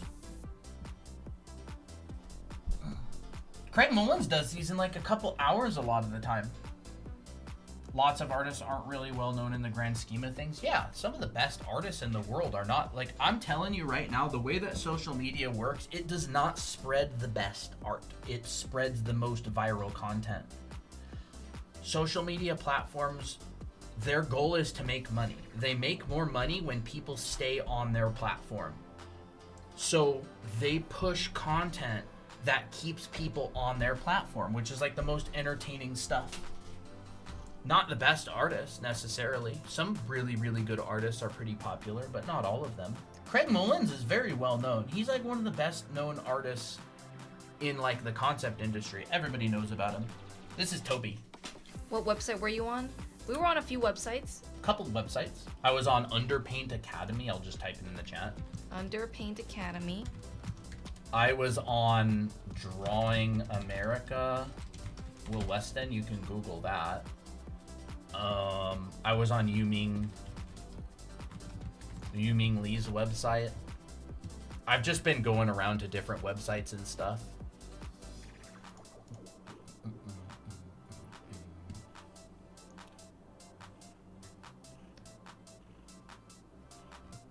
Charby, kiss me. You're so cute. Look at you. Look how cute you are. Yes, we're both artists. Look how cute you are. Why is he like? Is he trying to like flip over a little bit? Here. Toby! My hair's all over the place now. Oh, there you go. Literally not a tense bone in this body. You're so cute. You're so cute. Can you draw Toby? I don't know how to draw cats. I can draw my imagination of him. You wanna get down? You wanna go play? Well, don't bother Applejack. This is what he looks like in my brain. Yeah, Toby's literally Chibi Doki cat. Hey, that's Toby. What do you think of Rod Gone, the artist? I actually haven't really seen any of his content. He did pop by stream one time and said hi. Oh, he did? Yeah, Oh, I a didn't while know that. back. Huh. I don't know his content very well. He's very popular, and he's a pretty good artist. Like, probably teaching good stuff. I would say probably, yeah. But I haven't really seen his content. It's not really the type of stuff that I do. But he seems super nice. Like, he would be the type of person that I would love to talk to at like a con. There are a lot of great artists on ArtStation. Yeah, ArtStation's great. There's a lot of good artists. Although most pros aren't really on ArtStation, but there are good artists. Uh-oh. This is Poppy. She's a moody princess. Yeah, she's very moody. She's always anything happens, even if just a tiny bit, she's like I guess it's because she has tortitude, I guess, and we just figured it out.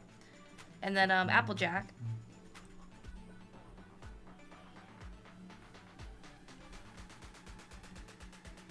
Applejack's like a lemon jack. And then he has like his little mustache mouth.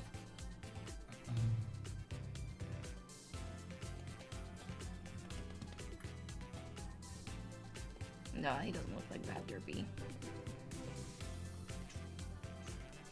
Devin Corwin's super good. I really like his content. He's the guy who like started Underpaint Academy, which is again like I don't think it's a very well-known website. Absolutely phenomenal Content. Phenomenal content. I'm But, like, 42, so sassy. most people are looking for like hacks and shortcuts. So like the long way doesn't go viral. Like if you think about like an exercise video, like what video do you feel like would perform better?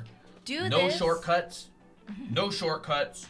go to the gym and exercise and it's kind of miserable sometimes, or Do this simple 15-minute hack to get a six-pack. To get 6-pack in 1 week.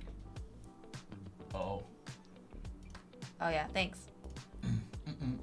it's just a bot.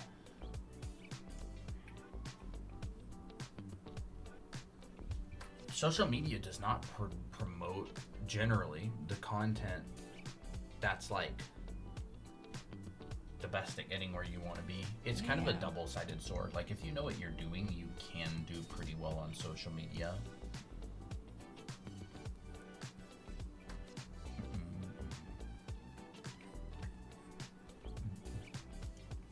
I think social media is fun though. Like the 6'7" clothing thing was super fun. Yeah. You guys ever tried that switching canvas trend where you switch when the timer goes off? We thought about it. We're mostly like focused on educational. We've discussed whether we want to be like personality, like a personality, like where we make content that's more about us and focus more on storytelling, or if we want to stay like strictly a channel that is focused on education. We would grow a lot faster and bigger if we focused more on like our dynamic between like husband and wife and like a husband and wife art couple. Mm-hmm. But we don't know if that's really what we want to do. Yeah. Why not do a mix of both? Because we don't know if we really want to do both. Our goal is not to grow as fast as possible. Like we might try it out and do some stuff like that. Well, like our goal isn't necessarily to be like the most popular art couple in the world. It's more of like, what do we want to just do in our lives, which is like create stories, you know, have fun. It's like, it's kind of like saying like, well, you could be a programmer if you practice programming and this and that. It's like, well, I don't know if I want to be a programmer. Like, I don't really know if I want to be a YouTuber or like a personality. Like Christina and I don't really know if that's really what we want to do. We've considered it. Like, it certainly would be fun. Like if we did take a direction of, you guys are the art parents, hi Tori. If we did take that direction, it would certainly be fun to look back and go like, oh, we did that. Yeah. Which we've discussed, like we might actually legitimately start making some content that focuses a little bit more on our dynamic. Because it's fun. Husband and wife channels are pretty fun. They're cute. They're cute, they're like, fun, there's a lot of story. Anytime I see like a husband and wife thing doing something cute together, I'm like, You know. we're married. So maybe I wouldn't even necessarily be against starting a second channel and doing that. Like another channel or this one. I don't really think it would matter. Social media is designed to make good social media is content driven now. So we could do it on this channel or a new one. It wouldn't really matter. Like you don't need followers to have a viral video anymore. Wait, what if we did the hands thing, but we were drawing instead? I don't know what the hands thing Like is. the hands through the body, the eating, but instead Oh, that would be fun. drawing. And you're like, oh wait, and you have to like try to cover from my bad drawing. How would you even be able to see it? I wouldn't. That's the point. It's like, okay, so you start with drawing a circle, and I'll try drawing a circle, but it'd be horrible. And you're like, oh my god. Yeah, let's make one of those sometime. What do you think about that, chat?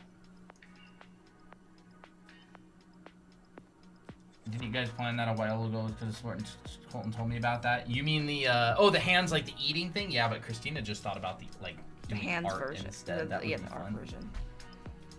But it takes a lot of time. It Like does. it would take a while before it took off enough to actually bring an income. So we would basically have to start a second YouTube channel, do all of the recording, editing, effort put into that while running our educational business. It would be a lot of work. And we don't really have the money to just go full stop Anime Academy start Colton and Christina. Like, Yeah. because we also really want to get better at art, and like we spend a lot of our time practicing. You silly little kitties. Where are you? Come here. I felt you. Come on. That's interesting. I'm just looking at this hand right here. The knuckle Sneaky baby. comes out first, and then the finger comes out like a little stair step. What's this? What? What? Your live is redirecting users to purchase products outside of TikTok. Oh, is it because of those stupid Oh, it's websites probably that we're because we talking about? showed a website. So TikTok doesn't want people promoting like a store or something. That's weird. Yeah, that's interesting. I forgot to talk about fingers. Well, if the person who asked about fingers is still here. Flat. On top. Bendy. On bottom. You can see that right in here. Flat on top, bendy on bottom. Soft on bottom. And they kind of, and sometimes fingers, the skin likes to stretch, so like you won't necessarily see this really definitively, but like you can see it like bending like this instead. Or not bending, but like blending the two joints instead. They only want you to promote TikTok Shop. Yeah, that makes sense. Yeah, TikTok is one of those apps that they don't like it. Like I was showing online classes and stuff and explaining how there's really good education for art out there. So TikTok was like, oh, they're trying to sell stuff that's not on our platform, so we don't like them very much. So they're gonna nuke our views for this stream, which I don't really care. We've already been streaming for 3 hours. We're probably gonna wrap up kind of soon. Yeah. They have algorithms that can detect like what the words you're saying. It's like Big Brother. Like they got eyes yeah. everywhere. Big Brother from They read what's on your screen.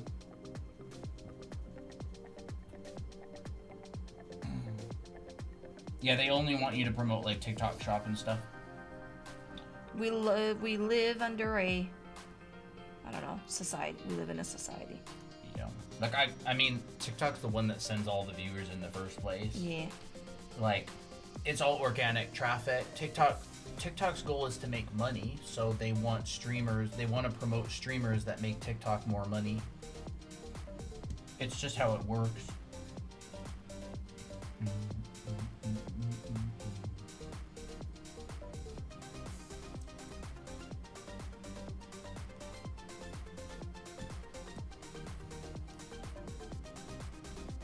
I like how they included hand reference for the old lady, just like doing 3 different types of hand versions. And they're like, oh yeah, that's for the old lady. I like that. It's kind of cool.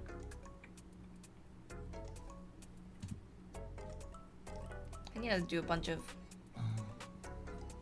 Disney studies, more expressive stuff.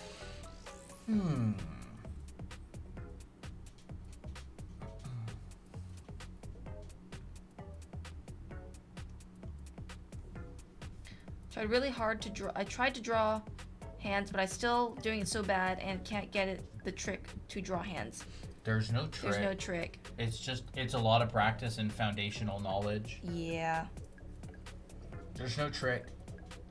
There's ways to simplify that make it a little bit easier, but in the end you still have to draw it. And Yeah. there's no guarantee that the tricks will instantly make you able to draw hands. Like that's simply not really possible. It can make you better.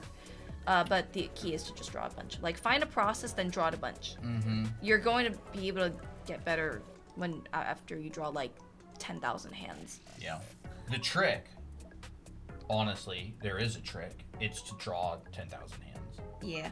and do your best on every single one and try to learn from each one that you do. Yep. It's like this. It's this very conscious, deliberate effort forward, where you're like, okay, how could I make this better? How could I have drawn this better? And like this period of reflection where you're looking at what you did and you're just like, okay, not like a self-criticism thing, but like, okay, what can I do better this time? How do I improve? That's why like professional feedback is so important, because they can point out stuff that you would never notice and they have the experience and stuff. What was that? Probably silly kitties. Well, are you ready to wrap up? I am. I'm ready to wrap up. I was want to get to fun my stream. class before you have to go to bed. Yep. Oh. Don't forget, chat. If you're new and you're looking for all-in-one place to learn art, we have a Halloween sale going on. Yep. You can get Anime Art School, drawanime.com, 20% off using the code SPOOKY. Take a screenshot so you don't lose it. Yep. Screenshot this if you want.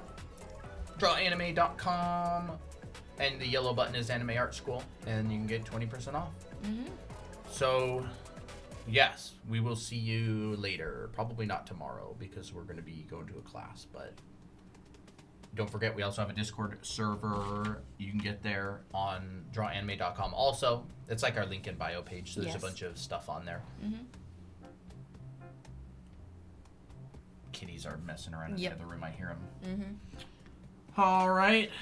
Well, Yes, keep, definitely do that, Alan. keep an eye out as well for the announcement for the challenge. There's going to be a challenge this month, and then we're going to do a big stream at the end of the month, so keep an eye out for that. In the Discord server, we're going to have a lot of fun this month doing some Halloween art stuff. So thank you, everybody. Have a good night, and we will see you, I don't know, later this week. Bye-bye. Bye. And bye-bye, YouTube.